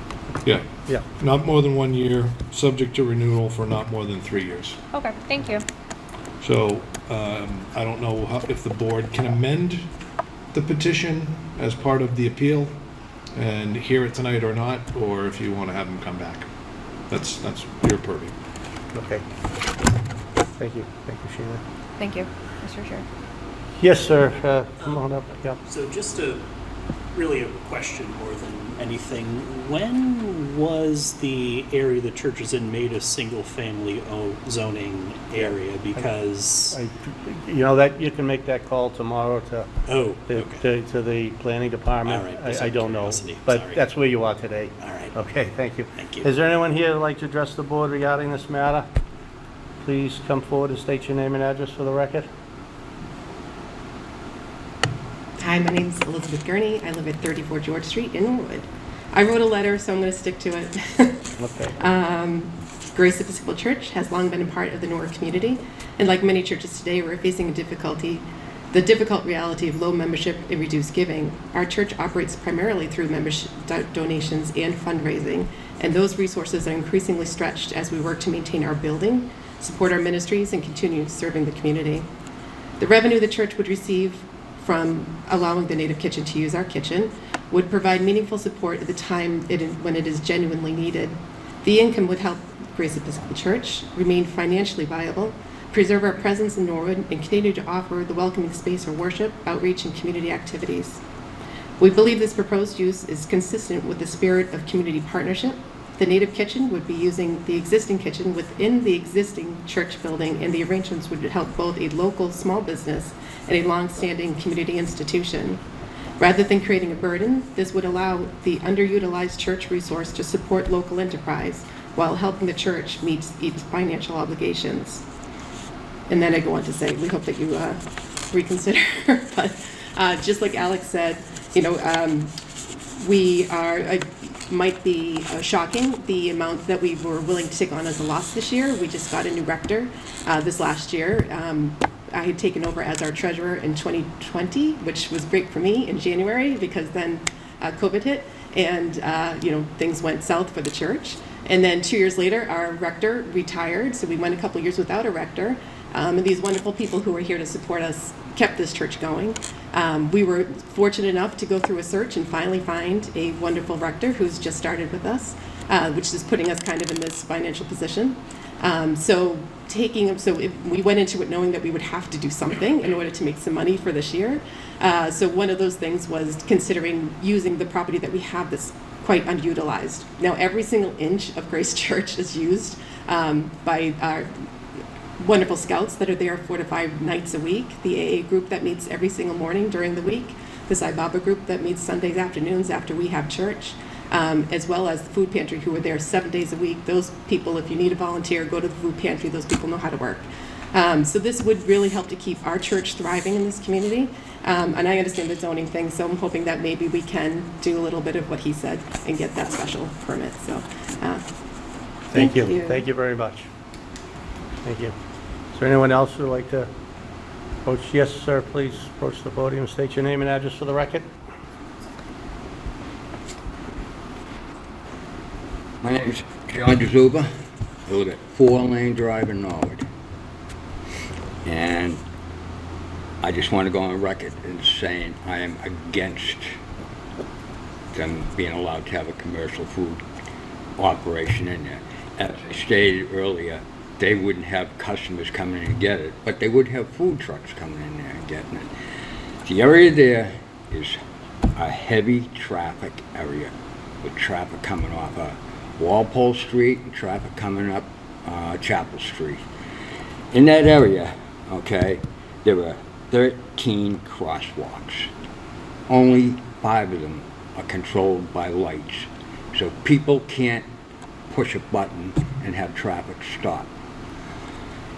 Back in 2004 or 2005, I watched a girl trying to cross Chapel Street within 100 yards of the driveways of that church. And that girl was in the crosswalk and she got hit and killed. There's a daycare on Berwick Street. There's kids walking to the Cleveland School. There's kids walking to the high school. Temporary? Yeah, maybe during the summer. Not all year for a year, okay? You were gonna, not you, I'm sorry. Let me just say that Berwick Street has 3 crosswalks on it, Winslow Ave has 1, Chapel Street has 3, Walpole Street has 6. And these are all within sight of the driveways to the church. And as that person said, somebody's got to deliver the food in there for them to cook. And it's a heavy traffic area already. So are you going to have food trucks coming in, dropping food off for them to prepare? And they already said they're going to distribute the food trucks. So that means food trucks are going to be coming out of there in a high traffic area. Okay? And once again, it is not zoned for business. All right? I feel sorry that the church is having financial problems, but I also feel sorry that somebody, okay, might lose their life, as happened back in 2004. And I watched it happen, so I know it can happen. And like I say, Chapel Street and Walpole Street, there's a lot of traffic there. Thank you, sir. All right. Thank you for coming forward. Yep. Is there anyone else here who wanted to please come to the podium, state your name and address for the record, please? My name is Karen Marshall. I live at 193 Jefferson Street in North Attleboro. I am the owner of the Native Kitchen. And I just wanted to come forth to say what my business is. I do not have a food truck. I have a specialty foods business, and I'm a nutritional practitioner. So I prepare meals for people that need them, whether they're seniors or say people that just had babies and they're looking for something for a quick meal. My customers will not be coming to me. All of my products, I make pickles, stuff like that, and I support 17 farmers markets throughout the year, and one of them is the Norwood Farmers Market, which I have been attending now for 4 years. So I just wanted to come forth to say what my business will be. Nobody will be coming to me. I get one shipment of a truck once a week, where I currently am in Boylston, which I'm looking for a place to move closer to home. So I get one shipment, and then I go out to my farmers markets to sell my wares and do my own deliveries. Thank you. You're welcome. Thank you. Thank you for coming forward. Is there anyone else here? Is there anyone in GoToMeet? Okay, does the applicant, would you like to address any concerns that you heard, sir?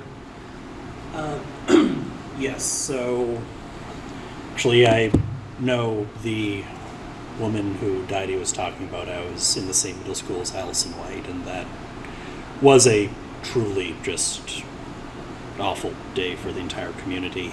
And I do want to add as a point of clarity, though, like Karen said, this will not be any extra traffic. This is a single person going to the kitchen, preparing food, and leaving. Compared to Sai Baba, AA, the food pantry, any of our other events, this would be much, much smaller footprint than any of those. Just to clarify. Any questions for the applicant at all? Okay, thank you, sir. All right. I'm just tell you where I'm at. I kind of agree with Gary. I don't think we can decide to make this a special permit this evening because we don't have enough information. There's not enough information for me anyway to make that decision. So as it stands now, I'm not going to support this. But I think the vehicle is to go through the special permit process so we get more details. So that's where I'm at to see. And I'm not saying I'm for it or against it this evening. I just don't think this is the vehicle this evening. So with that being said, I'll hear from the members on what their wishes are. I think Grace Church does a great job in town, and I'd hate to see them leave. I think a 1-year extension is more than warranted. I think the impacts are de minimis, and I'm heartbroken for what happened before, but the increase or the delta in what's going to be going on there is you can't even tell from what they're telling us. So I support it. So the support would be, and we're going to hear from everyone, would be... To grant a special permit for a year. No, well, first we'd have to deal with the zoning official's decision. Okay, Shannon? Yeah, I guess administratively, it sounds like the only thing before us tonight is a request to appeal the Right. denial from the commissioner. Right. So it sounds like we need to resolve that first, I assume. If we deny the appeal of the denial of the license, does that impact, what does that look like for the same applicant to be able to submit an application for a special permit? Is that pathway still open Yeah. to them if we say no tonight? So the business license was applied for. The use by the book is not allowed. So Mhm. I can't approve Right. the issuance of the building license to the town clerk to issue the business license. The temporary use permit is it's a stretch. It's in there, but they would have to go through that process, receive the special permit, and then have that special permit for the temporary use to be submitted with the business application for the business license application for us to approve it. Okay. Okay. Yep, okay. But as far as what you would deny here tonight would be that I'm wrong. Right. That it's allowed. That's an allowed use, or it doesn't fit the business category, which again, it's different than feeding the scouts. The Yeah. scouts are there. They're not making money off the scouts. They're utilizing the kitchen like most churches do to feed people that are coming to the church for events sponsored by the church. Leasing the space out, I'm not opposed to it from a business standpoint. It makes sense to me, but the book says it's not allowed in the residential district. Again, if it's in the central business or the general business, it's not an issue. So. Thank you. Thanks for the clarification. Right, That's so it? it sounds like this unfortunately is not really a viable vehicle, and it sounds like even in supporting the commissioner's decision to not give the license would not necessarily preclude the applicant if they so chose to pursue another avenue through a special permit. Correct. Okay. Correct, yeah. But knowing that that's not a small task necessarily or a cost-free task, right? Right. No, sure. Joanne? Right. I agree with what's been said, and I appreciate the building commissioner kind of pointing out a path forward. Yeah, very good. Al? Excuse me, I agree with the building commissioner, and I think it's necessary to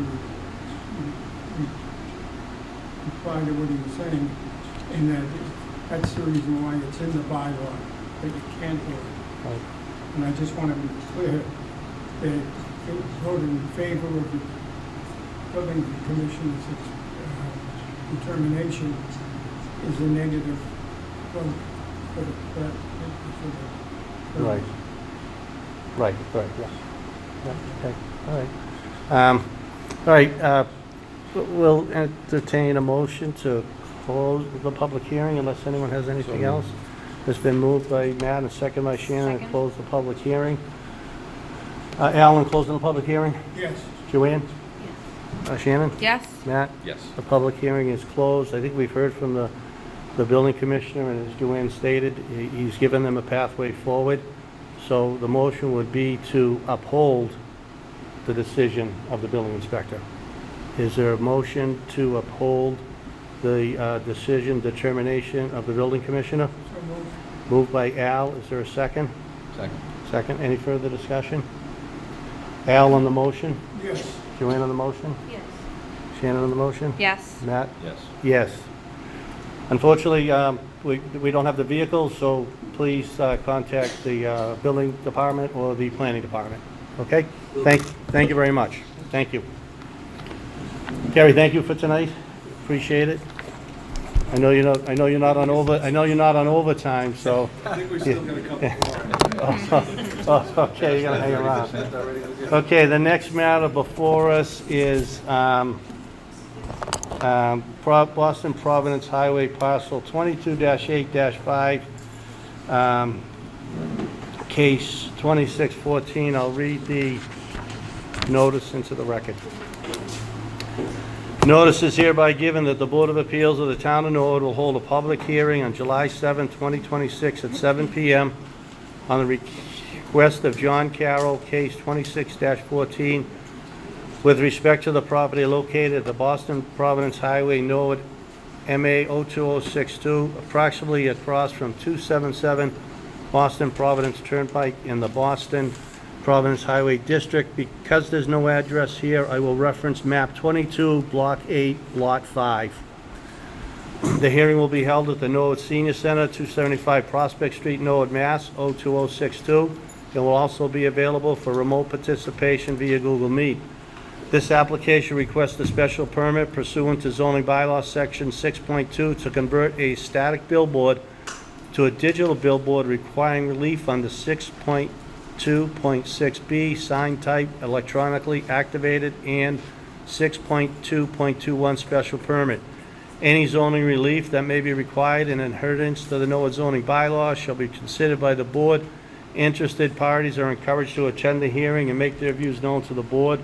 Plans are on file with this application in the office of the Zoning Board of Appeals and may be requested by emailing comdev@norwoodma.gov, Monday through Friday, 8 a.m. to 4 p.m. Okay, good evening, Mr. Hearn and Mr. Carroll. And again, Mr. Chairman and members of the board. Again, for the record, David Hearn Jr. of Gellerman and Cabral, 30 Walpole Street, Norwood. On behalf of the applicant, Mr. John Carroll, who's the principal of the company, is here with me and available to answer questions. This is a request for special permit relief to take an existing non-conforming static billboard and to convert it to a digital billboard. By digital, we mean those that have messages that can be changed on a periodic basis, that are can be controlled from remotely, far away somewhere. They can also change the message as appropriate in emergency situations. Mr. Carroll is in the business of advertising with billboards. It has been for a number of years. He has locations scattered throughout the area. And this is a billboard location. I think it was mentioned as being roughly across from number 277. I think that's the Honda site on Boston Providence Highway. He has had this easement going back, I think, how many years now? 1996, so 30 years roughly. So when these are done, they're very much subject to state regulation in terms of the period that the messages have to run. In other words, it can't be a non-stop thing, a minimum 10 seconds per message. The Commonwealth gets a certain number of hours for public service messages. Mr. Carroll has offered the equivalent of $25,000 worth of time on the site for the town to use for various town-related messages. He's open to giving the town what we might call emergency access if something came up that required an unplanned notification. You may have seen Amber Alerts mentioned on some of these billboards and other places around the Commonwealth. Those are handled by a national organization rather than the local officers, police officers. But it is something that, the type of notice that has nothing to do with commercial business, but has everything to do with notifying the public of some important event or fact or concern or emergency. So they are, this is what he is proposing to do. Now, a digital billboard, the question before you is whether the digital billboard is going to be substantially more detrimental to the neighborhood than the existing situation, the existing static billboard. And these are two-sided billboards, both the present one and the proposed. A digital billboard, aside from the flexibility of being able to put up messages of a particular urgency and time, is lit differently from the existing one. The existing one is lit from underneath and contributes to night sky concerns. The digital ones are lit from within, so they're not shedding a lot of light up or down. They're just like looking at your TV screen, a flat screen. It's not really throwing a lot of light out. So they're less of a distraction. They are less of a concern. There's a digital billboard at 500 Boston Providence Highway, the gallery on the green. I was involved in that case about 7 years ago when that was converted. That's, I know some people express concern, well, isn't this near the airport? That's actually closer to the airport than this location that we're talking about. But these things don't necessarily cause a problem for air traffic or anything else, or automobile traffic. This is something that provides, it will not be substantially more detrimental. As I said, the lighting is such that it creates less of an issue of uplighting that could be distracting or causing more night sky lighting that is a concern sometimes in communities. Nothing will change in terms of the requirements for utilities. It's not going to impact traffic. If anything, it eliminates a certain type of traffic, which is the traffic of the people who show up to change the billboard message periodically, where they've got to show up and take down the old and put up the new one. Those old ones, the current system of static billboards, sometimes they get loose and they're flapping in the breeze. Doesn't happen with the digital. So that is another that will, we think, make it more attractive and less detrimental than any existing condition. It is a use, as I said, that is non-conforming. Billboards, new billboards cannot be created. If you wanted to put a new billboard somewhere, you can't do it under our bylaw. And I think that's the law in most places. But you can approve this type of change because it's taking existing billboard and just changing how the message is presented digitally, able to be changed, able to provide a public service, and certainly within strict controls of the Outdoor Advertising Board of the Commonwealth, which has to approve these. But first we have to go through the municipal process. So we don't go to the OAB first, we go to the municipality for permission to make the change, then we go. If it's approved, we go to the state. As I said, Mr. Carroll's been in this business a long time. He can certainly answer the questions better than I can, but I think you have in the plan, in your plans, a copy or photo of what it looks like, what the existing site is, how it's laid out. It's a small piece of land, and but within his control, and he has controlled it for a number of years. Mr. Porro, I see you're looking at that, and that describes what is there. What will be there will be really no different in terms of the space it takes up, only the way the messages are presented. So I would ask you to approve it. I think we've laid out in the filings a case for why this can be approved, why it should be approved, with the benefit to the Commonwealth and benefits to the town. And Mr. Carroll has an open mind if there are particular concerns that maybe he can respond to. But we're happy to take questions and also to hear what members of the public might have to say. Okay, thank you, Mr. Hearn. Hey, do you have any comment on this? Just one. So this application was filed really before I had an opportunity to review it. So I had a very limited amount of time to review the zoning. The section in section 2, which does afford a special permit. But this is, as Attorney Hearn pointed out, a pre-existing non-conforming structure and a pre-existing non-conforming use, which really directs it to section 5, 5.2, and 5.3, which once again does afford the board the authority to grant a special permit under 5.3.2 for the same purpose in either a substantially different manner or a substantially greater extent.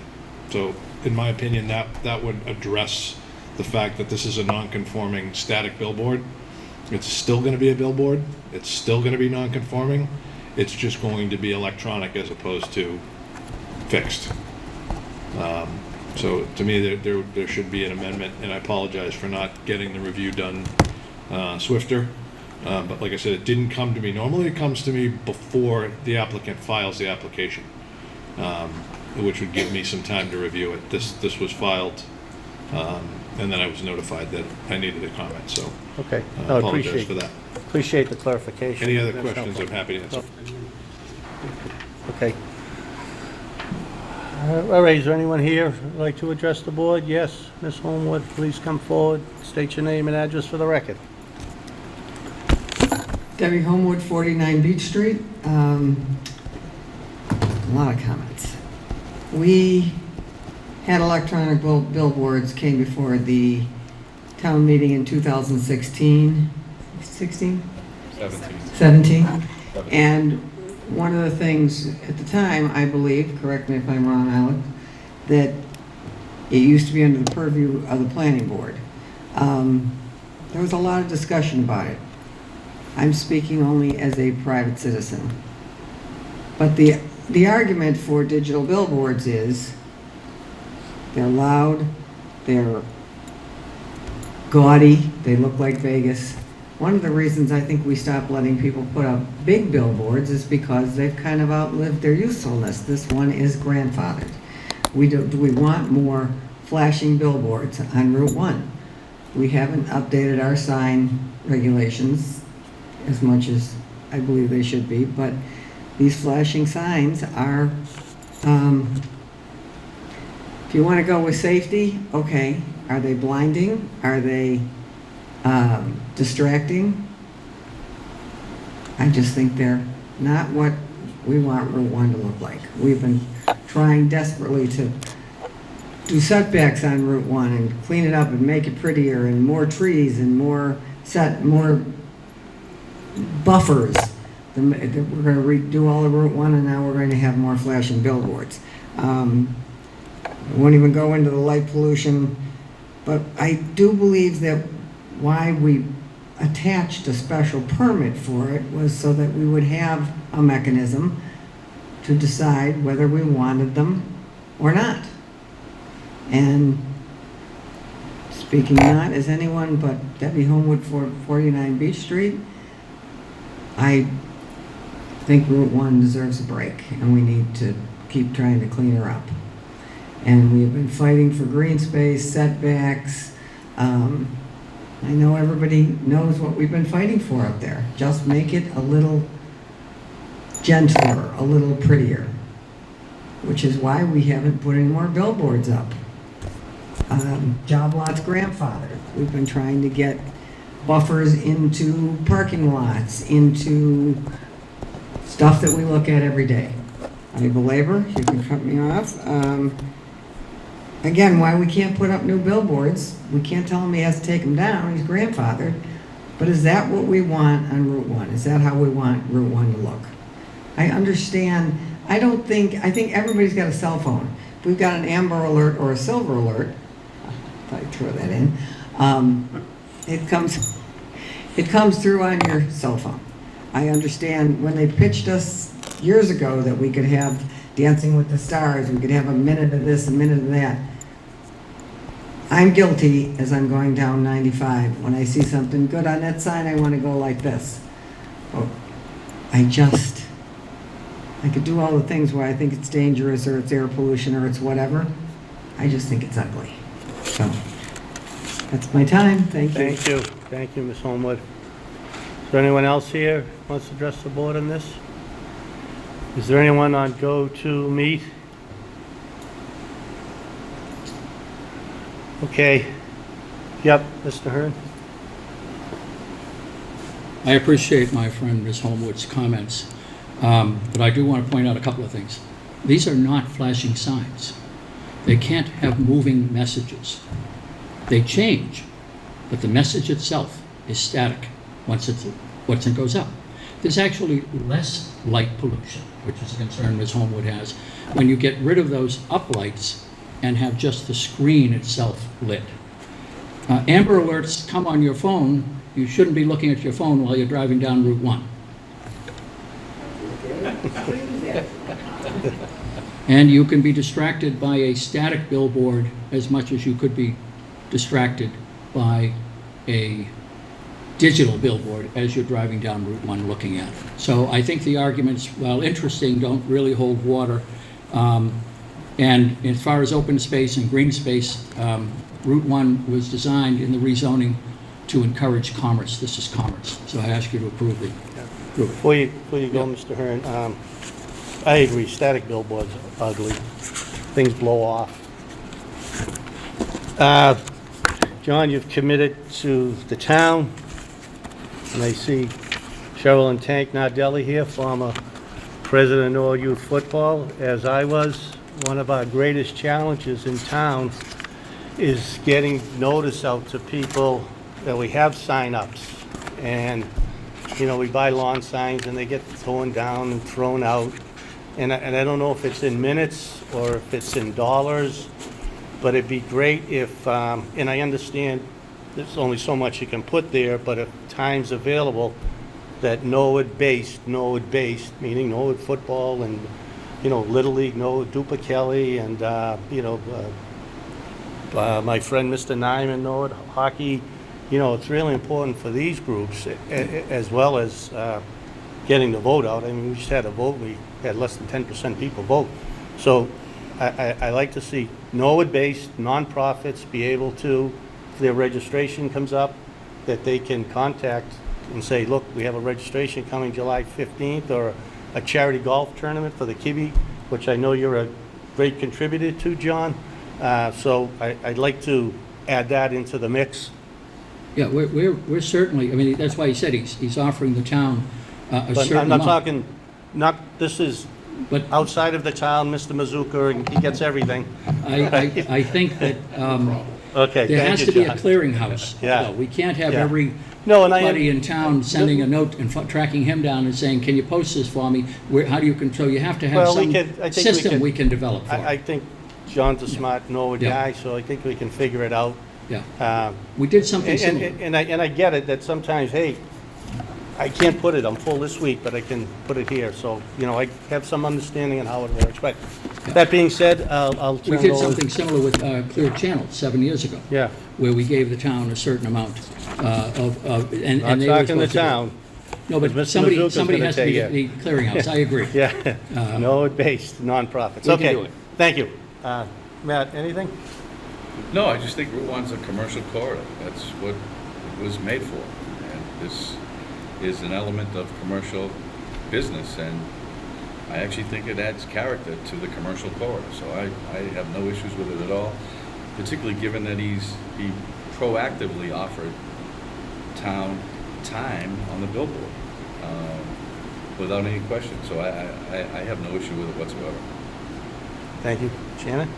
Yeah, I just have a few questions Yeah, for the go ahead. applicant, if that's Yeah. okay, Mr. Chair. Yep. I guess the first one, I'm just clarifying, this is a general advertising billboard. It's not actually like a billboard associated with a business that's on Route 1. Right. Correct? So that could be advertising for anything, pretty much, not necessarily Norwood-based. Okay. right.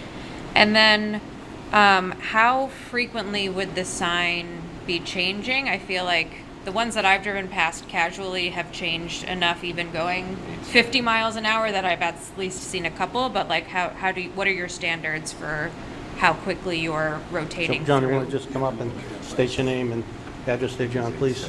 Good evening, John Carroll from Carroll Advertising. Thank you. It's a state mandated hold time of 10 seconds. So sometimes when you're driving down the highway, you see what we call on-premise digitals, which are held to different standards altogether. So we are obligated to meet the state standard, which is a 10-second hold time. In the change is instantaneous. So it's a finger snap change on everything. So and the lighting is also mandated as the day turns to night. The dimming automatically takes place. So it's a highly regulated piece of technology that's on the screen. And are you generally putting up a new image then every 10 seconds? Yes. Okay, yes. so you're using the state minimum or maximum, I guess, depending on how you look at it. That's it's almost like how you have to. We're competing Yep. for the ad dollar, and so if these guys are doing it this way, it's almost like you have to sell it that way in order to be competitive. But it's a fair amount of time, 10 seconds, and there's been studies on just how what a safe amount of hold time is. So there's been all kinds of studies prior to the actual adoption of the regs. And then I guess 2 questions related to like town use of the infrastructure. I guess I think we heard 25,000. I guess what does that equal in terms of like number of ad buys in a year? That'll be a full slot on one side, so you will be in a full rotation. The town will be up every single day within the rotation. That's about 2,000 a month, basically. Okay. And to Mike's point, I mean, I grew up in Norwood, still have a ton of friends here, thank God, born in Norwood Hospital. I know I'm going to get phone calls to help this cause and that cause that's beyond the requirement amount, and I know that I'm going to do my best to do that. I know that, so the town will definitely be the beneficiary of my love for it, and my vehicle to be able to show that love, I guess. Well, and I guess that's my follow-up question. It is, what is a rational way that you would propose that we would be able to give equal access to small community groups? I guess, have you done that in other towns, and how has that worked out in terms of availability? I'll be honest, the typical way that the proposal goes in front of the municipality is the outdoor company will say, the town will match the state, which is 15 hours, which is really, you'll see the DOT ads. Yep. And we are required to put a proof of performance, proof of play every month to them. But it's really not a really significant amount of time in the whole scheme of things. And oftentimes the town's 15 hours is forgotten about. Once the approval's granted, there's nobody in the town that's paying attention to, usually. Some towns are very good, but for the most part, like overwhelmingly, it's forgotten about.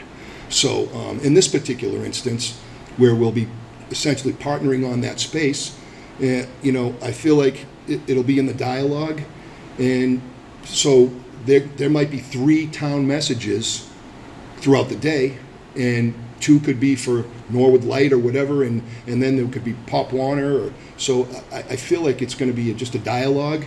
You'll definitely get your mandate. How that mix is, who knows? But then you'll get the above and beyond, which is the gentleman's agreement. So, and you're going to get your mandate, and you're going to get the above and beyond. How much above and beyond? That is, like Mike understands, we've got to pay for the digital screen and the everything that goes along. The electric bill is pretty good once you convert it. It spikes up pretty good too. So yeah, it's definitely going to be tons of upside to the town from where I stand. And would there be the opportunity to have like a standard report that goes back to the town? Yes, no problem. We have to do it for the state anyway. No problem. It's all electronic. It's easy enough to generate. No other questions right now. Thank you, Mr. Chair. Shannon.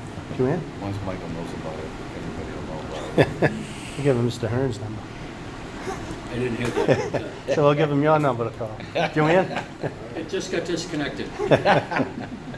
I think you touched on one of the recommendations in the staff memo was about smart dimming. It sounds like that's something that's kind of baked in the state level anyways. It is. Because, and thank you for pointing out the other one that's on Route 1. I just personally find that one that's already there to be too bright and a bit distracting, so I'd like this one to do that better. Yeah, and I think that smart dimming would be really appealing for me. I don't know. There's several different manufacturers. Since the first one went up in Foxborough, which fortunately we were the first one under the pilot program to get one installed. It's been a Daktronics unit, top of the line, more than some of the other ones, but the service is there, and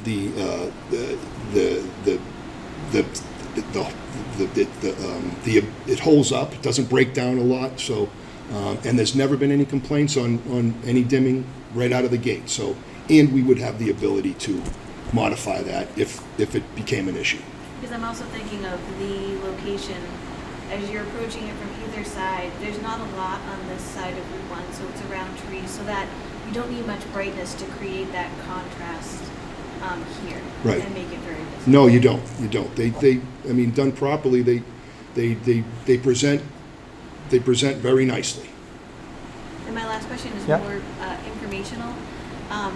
If we grant a special permit with conditions and this property changes ownership, do those conditions stay with it? Yes, yeah, it would go with it, yep. Thank you, Joanne. Al? Because that would run with the, Right, with the permit. correct, yep. The only thing you questioned about the $25,000 value of town benefit, if you will.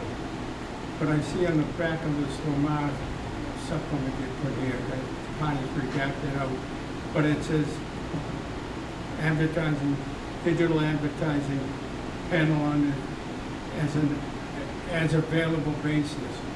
So does that mean? No, with them, yes.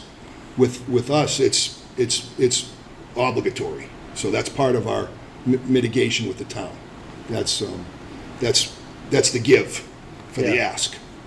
Yeah, so that'll be a condition, yeah. Yeah, that'll be a condition. And if we, I know that you'll honor anyone that calls you, but do we? That's Michael. Yeah. We could have used this years ago tank, right? So I guess the $25,000 or hours, however you bet it, we'll just put that as the minimum, Yes. right? Yeah. And then yeah. if you can do, okay. Yeah, for okay. sure. All right, okay, good.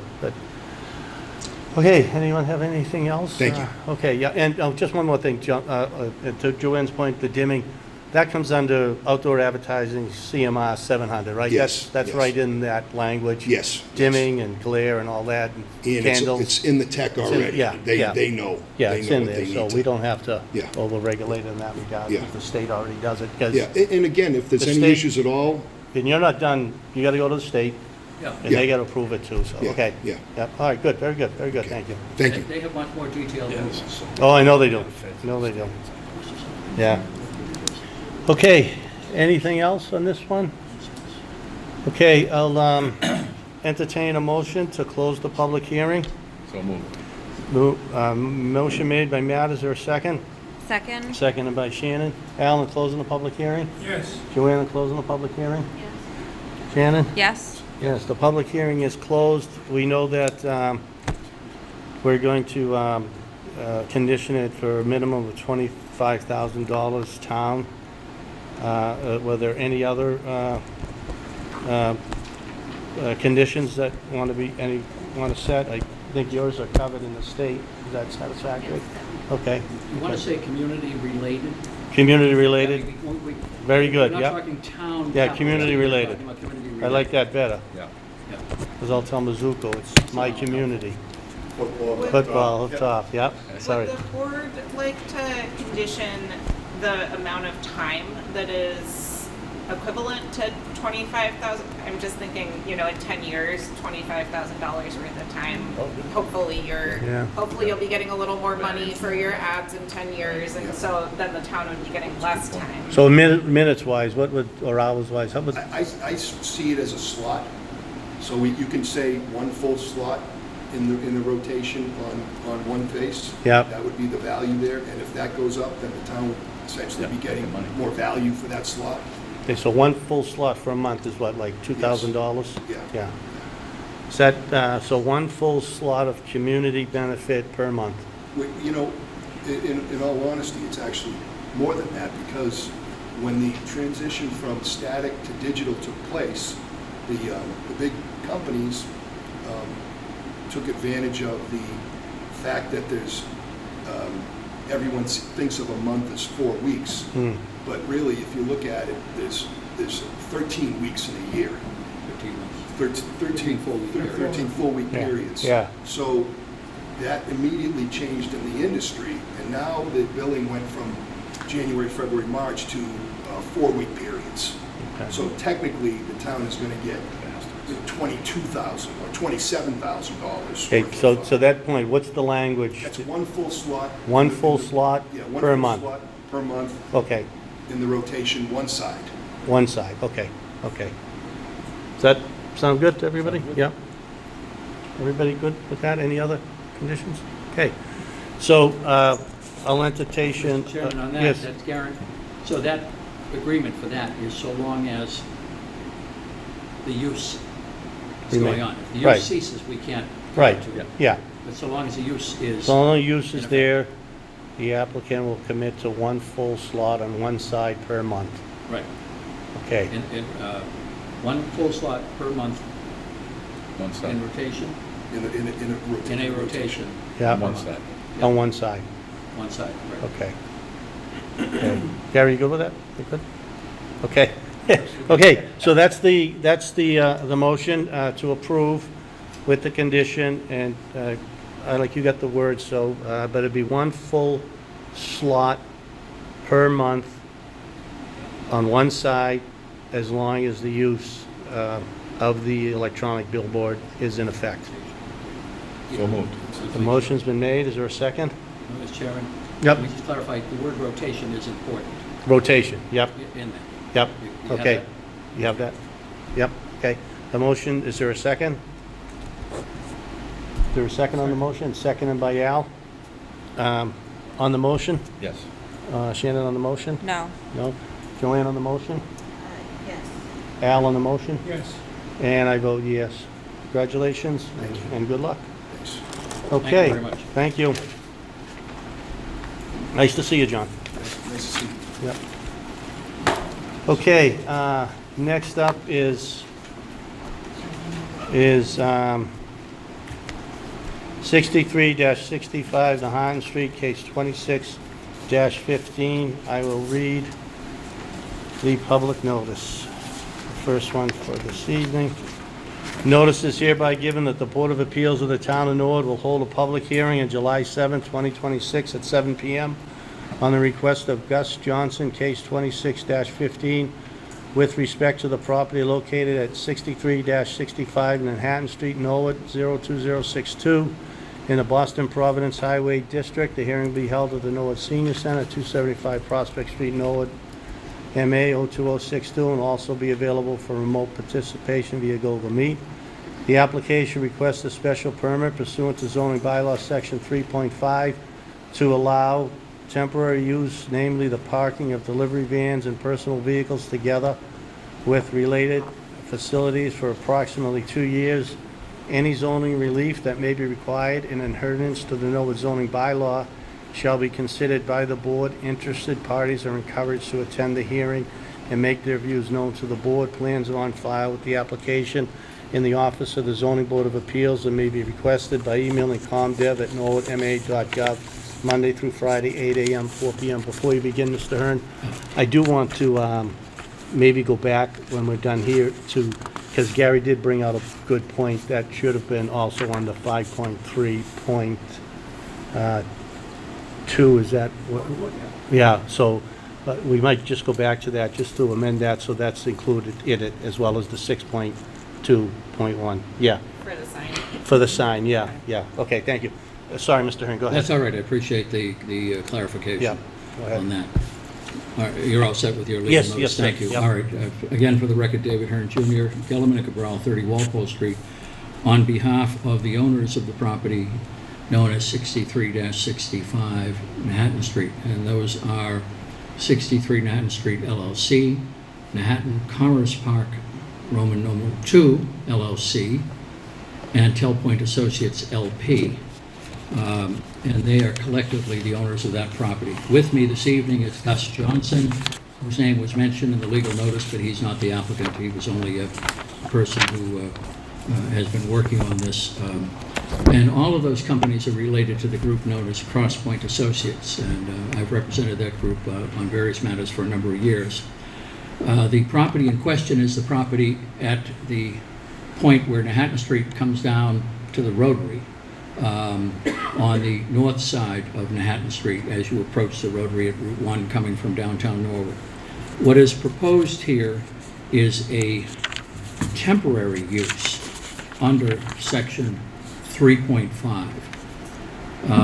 We had inquired of the building commissioner whether a particular use that could be made of the property could be done some other way, and his suggestion was that the various uses we were talking about would not work, but a temporary use permit, it would be the way to request the relief. And what is being asked for here is a temporary use for a period of approximately 2 years of this site for the parking of approximately 100 delivery vans and the personal vehicles of the drivers of those 100 delivery vans. So 100 private vehicles and 100 delivery vans for a major delivery company. There's no secret to it, is it? Amazon, which has a facility up on Everett Street here in Norwood. They need a place to put these vehicles, to have sort of a muster station when the drivers come in, if they have to be given instructions. And it is proposed that there will be some temporary lighting, some portable toilets, of course directional signage, so they come in one driveway, go out the other when they're leaving. It's anticipated that on a daily basis there would be 100 vans going out at some point in the course of the morning, not all at once, and those 100 would come back. And of course the drivers would first arrive before they start their delivery shift, and when they're done and return the van and park it there, they would leave. So you could say there might be 400 vehicles, 200 going in, 200 going out in the course of the day, not all at once. The anticipated hours would be sometime between 9 and 11 a.m. that they go out and return sometime between 5 and 8 p.m. There may be a small contingent, 20 or so vans that might go out between 7 and 9. And the return of the drivers really depends upon when they've finished their routes. So we can't say that they're all coming at the same time or they're not all coming at the same time, but we're told by Amazon, and I don't know if they have anybody, they couldn't send anybody tonight, unfortunately, and I don't know if they've got anybody on the call, but the return times do vary depending upon when the route is finished, but 5 to 7 p.m. on average. To the question of whether there would be activity between, say, 10 a.m. and 5 p.m., they say it's not likely to have that at all. The times involved are somewhere between 7 and 9. The 9 to 11 is really probably all the departures will be over by sometime around 10 a.m. they think. So between 10 and 5 is going to be pretty quiet. But this is a temporary use. Many people are familiar with that site. It's been the subject of proceedings before the planning board this year. It is a site that is in the Boston-Providence Highway District and also has various uses that are allowed on that site. Crosspoint Associates is looking at what could be done with that site for redevelopment. But in the meantime, Amazon has come to them and asked them if they could use the property, which is vacant, on a temporary basis.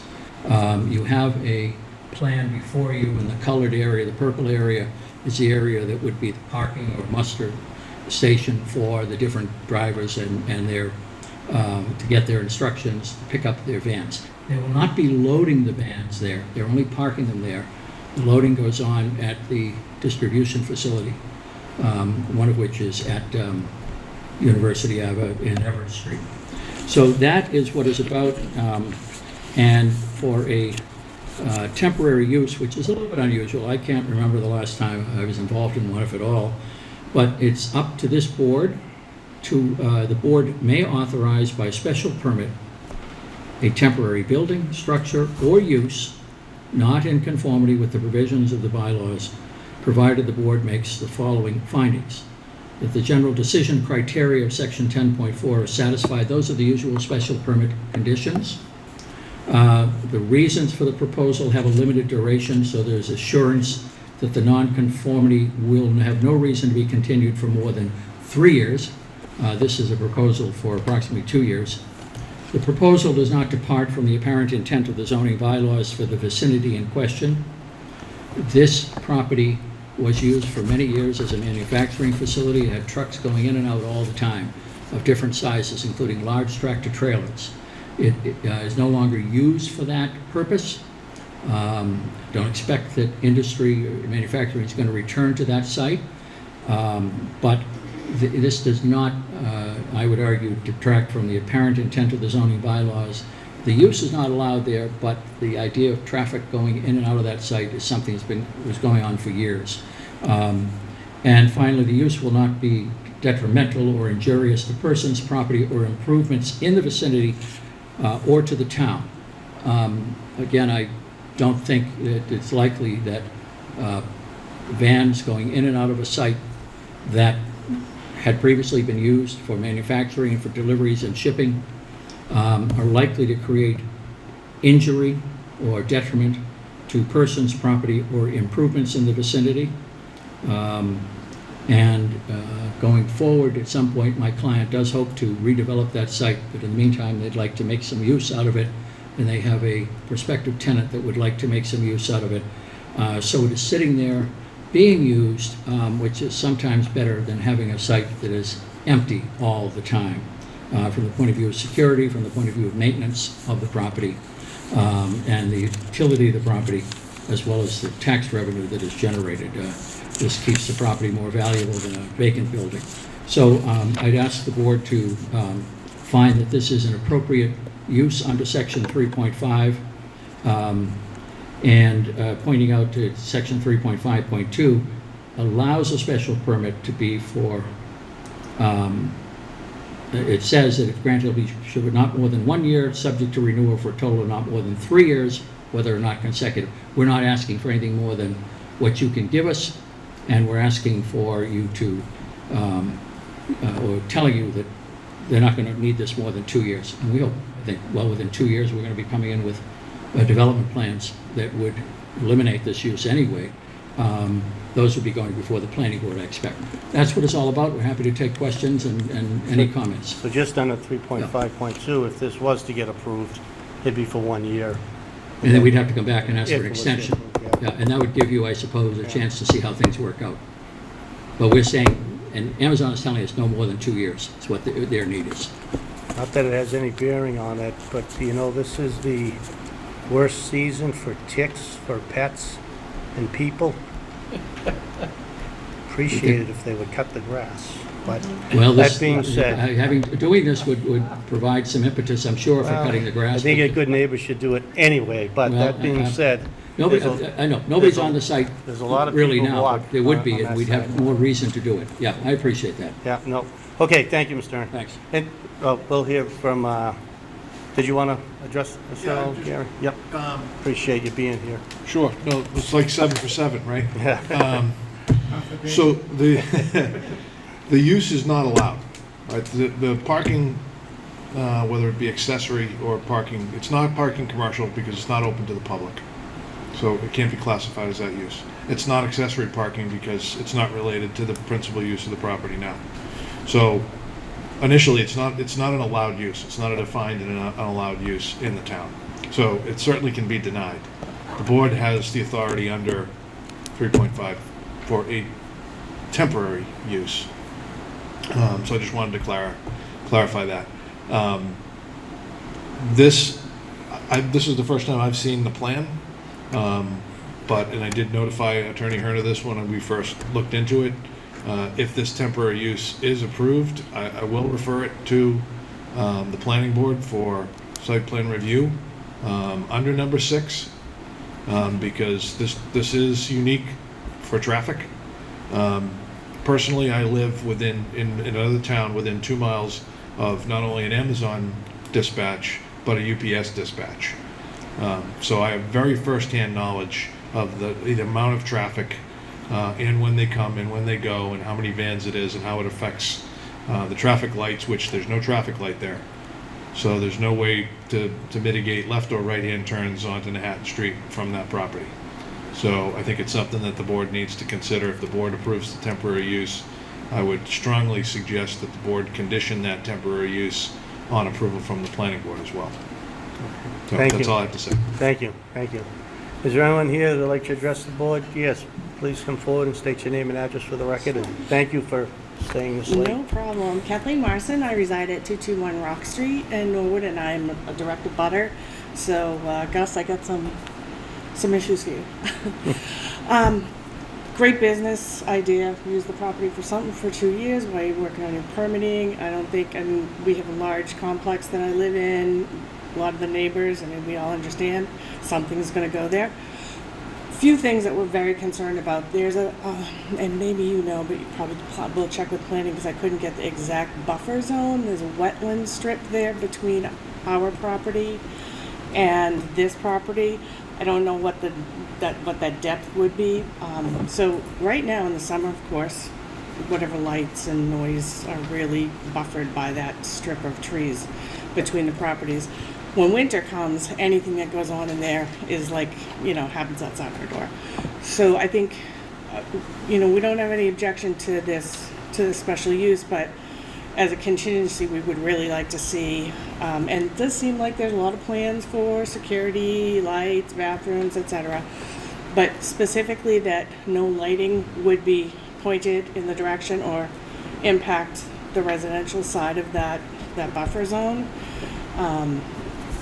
And one of the things that we noticed from, because we have obviously a lot of cars, a lot of dealerships, the second thing would be some kind of monitoring of alarms on these vehicles in the overnight. Is there going to be 24-hour security that would be able to automatically, or some kind of remote way to turn those alarms off at intervals so that we don't hear them all night long. So lights, security, and then you mentioned there's no light there. So the obvious, easy way to get out of that property is going to be to take a right and to take a right on Rock Street and then go out to Route 1. So if there's any way to prohibit a right turn, and they're going to just have to sit and wait like everyone else does to take a left, but if there's a way to prohibit any vehicles leaving that property from taking a right, it would really cut down dramatically on the, we have all the car dealerships, they all test drive, all up and down all day long. So if 100 vehicles a day were added to that twice a day, that's really going to impact all the residents. It'll be 200 and then 400. Exactly. So yeah. I think those, was there anything else? All right. So those were it's sort of the key things that most of our neighbors pointed out to us. Thank you very much Thank for coming forward. Thank you. Pardon my voice, my allergies are horrible. Just try to speak into the mic. Okay. Thank you very much. Elizabeth Pearson, I live at 219 Rock Street at Hilltop Gardens condo. My condo backs right up to that area.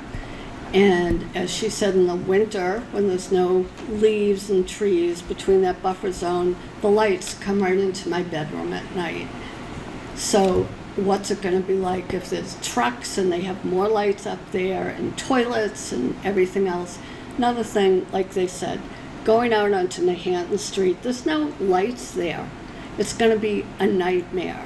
It's already bad enough with people coming off Route 1, taking that turn onto Manhattan Street, doing 40 miles an hour with trucks coming out. The noise is going to be horrible. It's a horrible idea. And I'm going to be really upset if this goes through. And all the people that live on that side of the building, it's going to disrupt our lives. Plain and simple. Thank you. Thank you. Thank you very much. Is there anyone else? Yes, sir.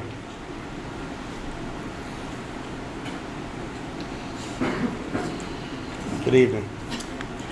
Hey, good evening. I'm Stephen McFarland, 51 Cranmore Road. Going back, I would like the board to deny this, and traffic would be the main concern.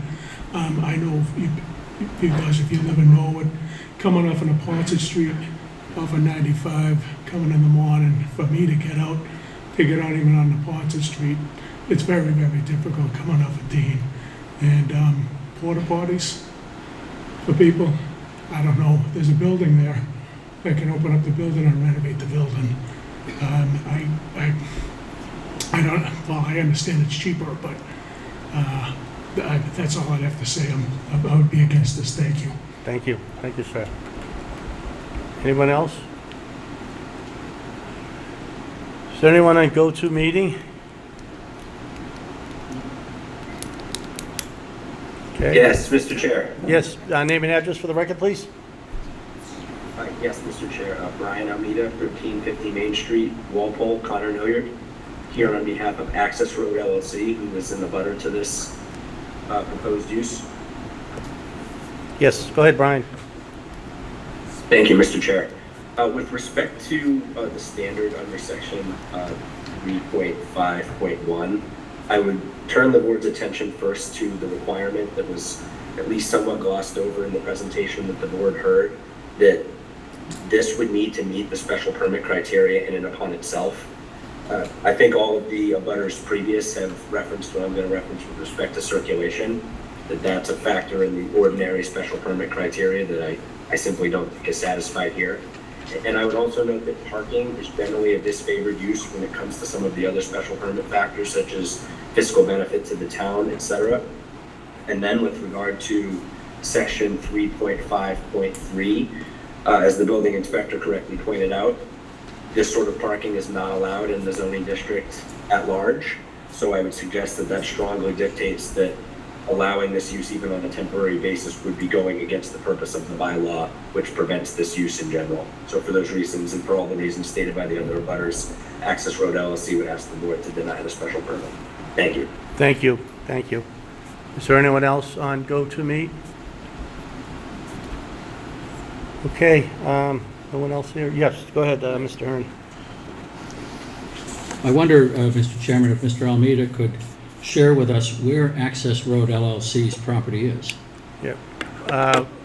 Councilor Almeida, just an address of Access Road LLC, please. Mr. Chair, I admit I don't have that immediately accessible to me. Did you receive a notice? We did. So you are in a butter? We'll Yes. Yeah, we'll. Ms. Jones, can you tell us where it is? Ms. Jones can check that. Go ahead while we're checking that. Thank you. A couple of things. If I may, I appreciate that some people over in Rock Street might be concerned. These are not trucks. These are delivery vans, electric powered for the most part. They don't make a lot of noise. We're not talking about big tractor trailers coming out, as you sometimes see with Amazon, the Prime trucks. Or I hate to UPS. interrupt you. Huh? I hate to interrupt you. Where are they going to charge the vehicles if they're electric? They'll put chargers in. We're going to have chargers, some chargers on the site? They're not proposing it. Not proposing, okay. Thank you. I want to look at my notes on that. Yeah, they're proposing, as shown on the plan, to have portable toilets, which have become much more common. Every construction site has them, even if you're just adding something onto your house. Those will be located in the green area, which is out of sight of the people who live over in Rock Street. It's over in a sort of an alcove area for a tent, trash receptacles, and portable toilets. So that is, I hope that answers that question. In terms of the portable lighting or the temporary lighting, certainly that can be conditioned, if you approve this, to keep it pointed away from the existing. In other words, we're not going to add any more lighting for this particular use. There has to be some security lighting for the building itself, but the lighting for the area where the vans would be parked and where the private vehicles would be parked, that lighting can be directed away from the nearby residential area at Rock Street, and I guess Coolidge is there too. I'm not sure I understood Mr. McFarland's comments because he doesn't live anywhere near the place, and we're not talking about Neponset Street here, we're talking about Manhattan Street. But the criteria under section 10.4 we referred to in the application, and I'm happy to review those because we did suggest that those are met, and we'll just find the right notes on that. While you're looking for that. Yeah, I have them here. Certainly anyone, myself, that has to take Neponset and Manhattan Street has a concern about this. So irregardless of where anyone lives, anyone that has to transfer, that's the busiest street in the town, and that's Neponset and Dean Street. And Route 1 has 2 lanes. That has nothing, and you go into that circle and you go to Manhattan Street. So you're being disingenuous about your comments about Mr. McFarland. Well, he talked about getting out onto Dean Street or Neponset Street. I know where Cranmore is, and I didn't understand the connection with property on Manhattan Street, half a mile or more away, but that's why I And made you that travel comment. from that side of the town, and you try to go through that circle in Manhattan Street, it's a concern. It can be. So It tell certainly me can be. how you're gonna meet special permit criteria 2. The impact? Circulation. The impact of proposal on traffic, I think, is how it was recited in the form that when we filed these, and that's what I spoke to. We don't expect that there'll be a negative impact on traffic. 100 drivers will arrive, and 100 drivers will leave the site over the course of a couple of hours. They're not all going out at once.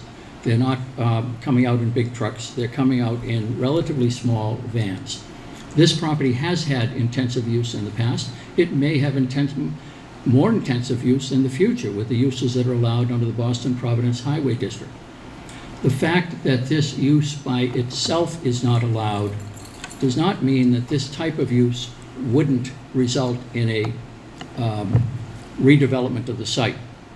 The site could be redeveloped for retail purposes that would generate traffic, for residential purposes that would generate traffic, a combination of that, office uses that could generate traffic. All of those things can happen in the Route 1 Boston Providence Highway District. So to say that 100 vehicles coming or going over the space of a few hours is a use that is more intense than could happen under the bylaw, I think is not necessarily accurate. Mr. Almeida referred to the fact that he suggested that this does depart from the intent of the zoning bylaw for the vicinity. The zoning bylaw contemplates that uses will be made of this vicinity, this site, that will generate significant amounts of traffic, considering the size of the property, the type of redevelopment that could occur. Looking at the history of the site, there were cars going in and out. They had 3 shifts working at Mason Eland when it was in operation, and they had delivery trucks coming in and delivery trucks going out all the time. So this type of use is maybe more intensive than it has been with the vacancy that has occurred there, but it is not necessarily more intensive than what has gone on in the past or what could happen in the future as a matter of right in terms of the uses. In terms of utilities, again, looking at the criteria under section 10.4, utilities are adequate, no new services will be required, there'll be no significant environmental impacts. I point out in this that the current and proposed uses, the site's been used for manufacturing and shipping of products for many years. Currently vacant, considering a redevelopment with various uses that I've mentioned being reviewed. The visual compatibility with the neighborhood, the proposed use will not create any visual incompatibility with the neighborhood. Most of the activity and parking will be behind the large building that is located roughly in the middle of the site and actually facing either the building or the car dealership or that wooded area by the exit ramp as you come off of Route 1, and will not be particularly visible because there is so much vegetation there. Fiscal impacts, the proposed use will not have no long-term impacts on the value of the site, but will generate revenue so the landlord can use that for maintenance expenses and real estate taxes. And so that does respond, I think, to the requirements of section 10.4 that are referred to in section 3.5. So what are the fiscal benefits to the town? Fiscal benefits to the town are that we take a property that's not generating any revenue, and revenue is one of the considerations that the assessor takes into account in setting the value of a property. A property that is vacant is less valuable than a property that has tenants paying rent. And that's why Any assessor that I know is not going to give you any credit in your value for parking cars, which is not an allowed use. There's no fiscal benefit here for the town. The fiscal None. benefit is that when you fill out the form of list and you tell what your rent is, they can make a judgment based upon the rent that is being generated from a site. That is a factor, and that's what the form of list form requires you to do. Under temporary use, I would strongly disagree with you, but... Well, I would argue maybe against the interests of my client, but I think the assessing department is looking for whatever tax revenue they can raise for us. So I think that it doesn't hurt, and it can only help, but it's not going to hurt it. You're taking a vacant property and putting it to a use that generates revenue, and perhaps also you're generating businesses for local, a business for local businesses with the drivers who come into town and stop somewhere on their way in to get their coffee or get breakfast or go to get lunch somewhere. So by doing that, you're also encouraging local business. So it may happen. I can't guarantee it, but I can't see it having a negative impact on a temporary use. And I think those are my responses, Mr. Chairman, to some of the comments and questions. Happy to take any other comments. Anyone have any questions for Mr. Hearn?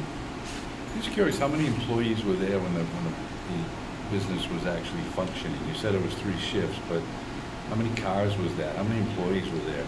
Was it 20 employees that, you know, the impact is de minimis comparatively?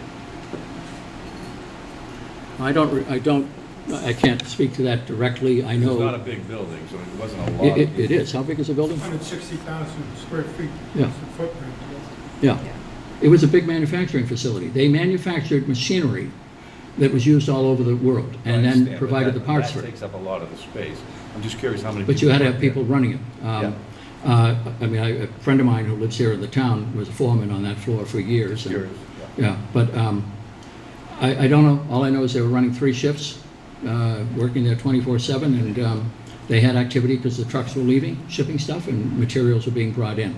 So we're proposing to change the type of activity from what historically went on there. And ultimately, this is a short-term thing. Ultimately, my client expects to change the activity on that site to something that is consistent with the Amen. with it. But that's been a bit of an uphill battle, and it is requires a fair amount of planning and finding prospective tenants and seeing how things fit and getting and protecting the zoning on the site, which is what we've been doing over the last more than a year with the town to protect the zoning on that site. So, Are you guys proposing right turn only? well, I think we just heard a concern about right turn. I'm saying, are you guys? No, we're not proposing anything. We're open to what somebody might be concerned about. I mean, the idea of a right turn only is maybe helpful if somebody is coming off the highway and you're concerned about people. The other thing to keep in mind is that but then the neighbors think that that is only going to encourage people to come into their neighborhood, to come down the public street and go through their neighborhood. The location of the driveway going out is a couple hundred feet, I think, beyond the entrance. So when you first come off Route 1. Yeah. And we had suggested to them, one plan showed 2-way traffic on both driveways. I said, that's not going to fly. You need to have one in, one out, so everybody knows what's going on. I would think that coming out the in-way would be awfully tricky and you know. Either way. Yeah. Augusta, you got any comments on that from the development end of it? They're all going to go left because they're going to go there. But if you want to restrict it with a right-hand turn or no right-hand turn or left turn only or whatever, we don't have a problem with that. Most of the drivers are going to be heading back to the, I think, the warehouse down at University and Everett Streets. So they're all going to take a left? Most of them are. Yeah, you'll put a sign in, they're still going to go left because they're on time. Well, see, some people don't want a right-hand turn. Some people may not want a left-hand turn. You got to go somewhere. Yeah. Whatever use you're making of the site. They gotta go pick up the product. Yeah. Right, so they're going to head down Route 1 to get that. Oh, they're going to go left? Yep, okay. Matt, anything else? No, good, thanks. Yep, Shannon? It sounds like the site is lit already in the parking lot area in the back, but you will be bringing in more lighting. Can you give us a sense of the change of the scale of lighting from what the neighborhood experiences already to what you would be proposing to bring in? Any additional lighting, I think, is likely to be in the green area that's shown on the plan. The bathrooms. That there? Purple. Yeah, there's actually if you look closely, there's a yellow strip along the right side of the building as well. And that is where we denote that they have the ability to add temporary lighting and security.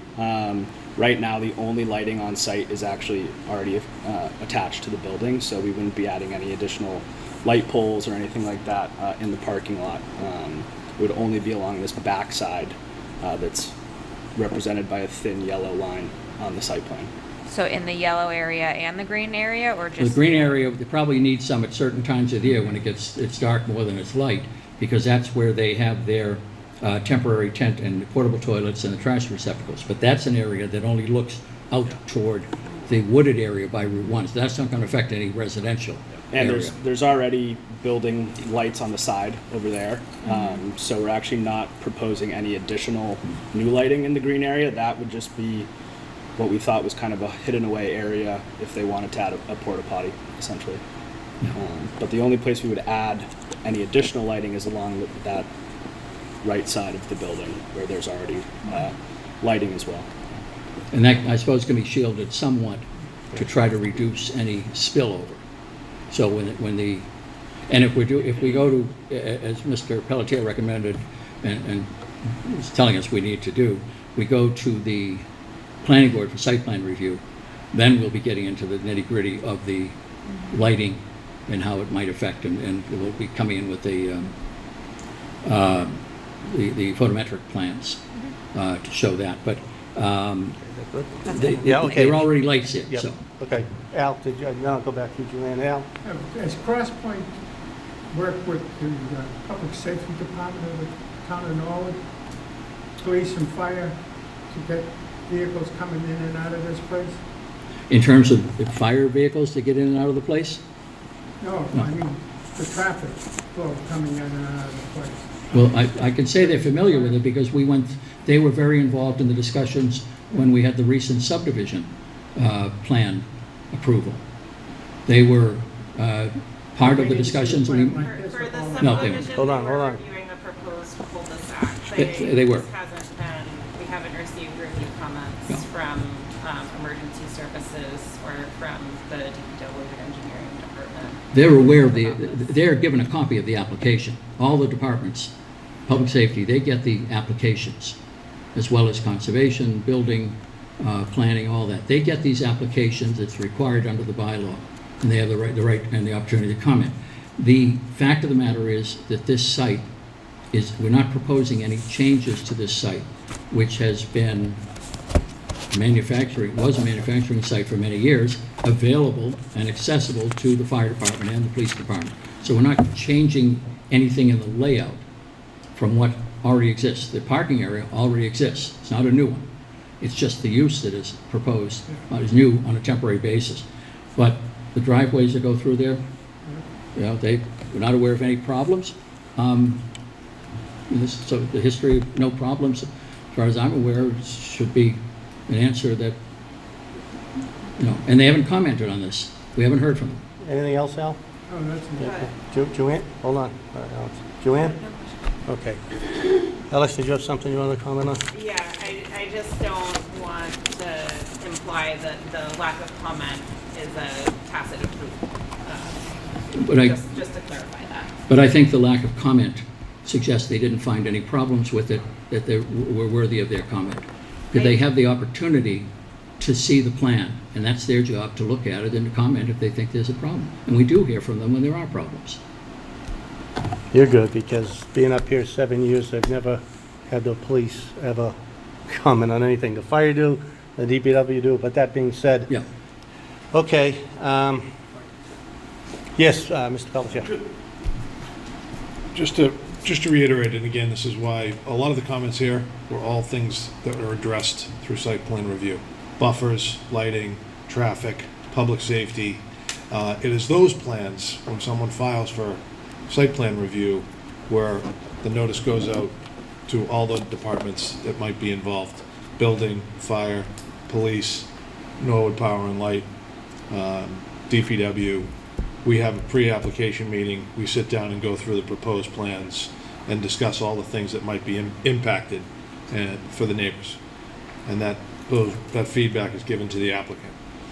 And again, I think it's very clear here that process needs to happen for this site. to be considered for the temporary use. The board is charged with deciding whether the proposed temporary use is detrimental to the neighborhood, really, is the crux of it. If you decide that it is, there's no site plan review. If you decide that it isn't, and you want to grant the temporary use permit, they are still going before the board, before that use can be put into place. Okay, thank you. Mr. Chairman, on that? Last word, Mr. Hearn. I just want to clarify, our decisions typically say that the Board of Selectmen, the town manager, the inspector of buildings, the planning board, the town engineer, the Department of Public Works, the Board of Health, Conservation Commission, Police Department, Fire Department, and Municipal Light Department were notified of this hearing. They're all given notice of Okay. it, so that's when they have their opportunity. Okay. I agree with Mr. Pelletier. We go into much more detail in a department heads meeting in the process of going through a site plan review. And then we all sit at the same table and go over it. But they do get notice of these applications. Okay, thank you for that clarification. Anything more for the board before we move to close the public hearing? I'll entertain a motion to close the public hearing. So moved. Second? Motion made by Matt, second by Shannon. Matt, on closing the public hearing? Yes. Shannon? Yes. Joanne? Yes. Al? Yes. Public hearing is closed. What are the wishes of the board? I can give you my comments if you want to hear them. I don't think they meet under the special permit criteria, circulation. I don't think they meet land use compatibility, which says damaging the utility enjoyment of nearby land uses through off-site impacts is an adverse effect and more detrimental. And I don't think they meet 7. So those are my comments on it. I will not be voting for this, in favor of this. Yeah, I think that while this property will hopefully be redeveloped soon and will, produce more traffic, the benefit of having a redevelopment there in its fullest use and the tax benefit and would be more beneficial to outweigh some of that additional traffic. I think the benefit that the town receives from this temporary 1-year use versus the impact to, this is a really challenging stretch of roadway with the speeds coming out of the circle and the elevation change. It becomes very difficult to see people coming in and out, so I'm just having a hard time seeing that the benefit to the town is outweighing the negative impacts, particularly as it relates to circulation. Very good point, Shannon. Yep, Matt? I concur with Shannon. Yep. Joanne? I agree, and I get it's kind of a chicken and egg situation, right? We need certain information to make this judgment. And I just have not heard enough to convince me that they're satisfied, particularly the circulation. Yeah. I think a temporary or possible 2-year with the extension, you're taking this off the market for real development. And there's other opportunities for parking down in Kerry Place. That lot is empty. I went by it again today just to double check. And that was permanent for over 200 cars. Yeah, that's a good point. There are better areas Yeah. with lights and things like that. Okay, so with that being said, Mr. Chairman, and we meeting's closed, but what would you like to say, Mr. Hearn? not offering testimony, Mr. Chairman, but I can read the tea leaves, all 5 cups. And I understand the objections.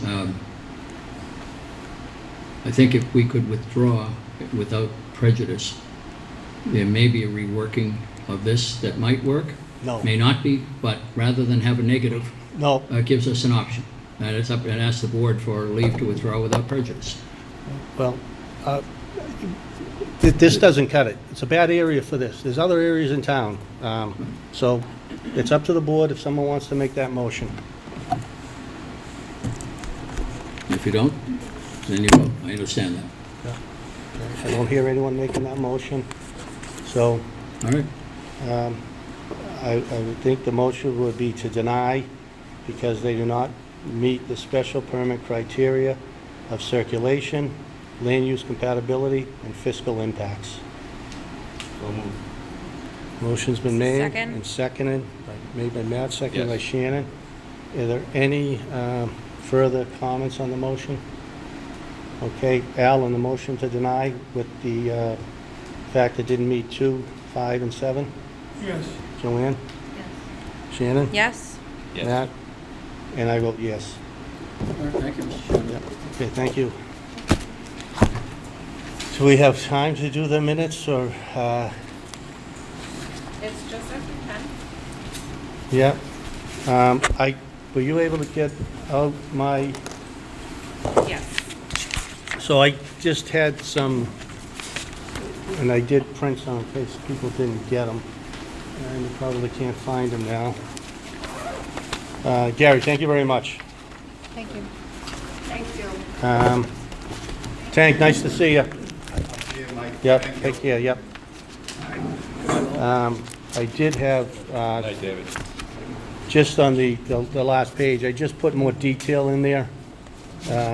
If anyone wants to see it, just more specific. So I watched it, and I just put more specific, especially where it came from.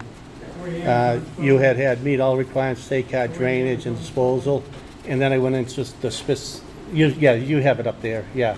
It's more specific, so that was really my major changes. If anyone has any comments on those minutes. I'm abstaining from those because I didn't participate Okay. in that Yeah. meeting. Does anyone have any comments?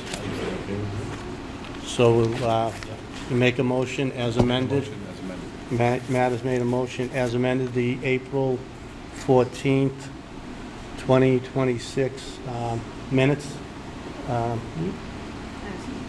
Can you second the motion? Sure. Okay, the motion's been seconded. Al, on approving the minutes as amended for April 14th? Yes. Yes, Joanne? Yes. Shannon abstains? Yes. Matt, yes, yes, and those minutes are approved. And then we have the minutes of May 5th. May 5th. They seemed fine for me. Did anyone have any comments on the meeting minutes of May 5th? If not, we'll entertain a motion to approve. So moved. A motion's been made by Matt and seconded by Al. I wasn't. You weren't here? Okay, you cannot second it? Okay. Shannon, were you here? Were you? I was here, I can You vote. second it? Yes, Okay. yes, second. Approval, the motion's been made and seconded. Matt? Yes. Shannon? Yes, Yes. And then on June, what date was June? second, I believe. June 2nd, meeting minutes I reviewed. It seemed fine for me. That was our very quick Yes. meeting, unlike tonight. Oh, that wasn't. Is a motion been made, and is there a motion to approve? Yes, so moved. June Second. 2nd and seconded on the motion. Matt? Yes. Shannon? Yes, Al? You weren't here? Joanne, you were here? Yep. Yes, and those meeting minutes are approved. All right, no further business. Great job tonight, folks. Motion to adjourn by Al, a second. second, Seconded by Shannon on the motion. Yes. Matt? Shannon? yes. Joanne? Al? Yes. Yes. Thank you, everyone. Alec, thank you. Great job. And Oh, look at it. You got a score.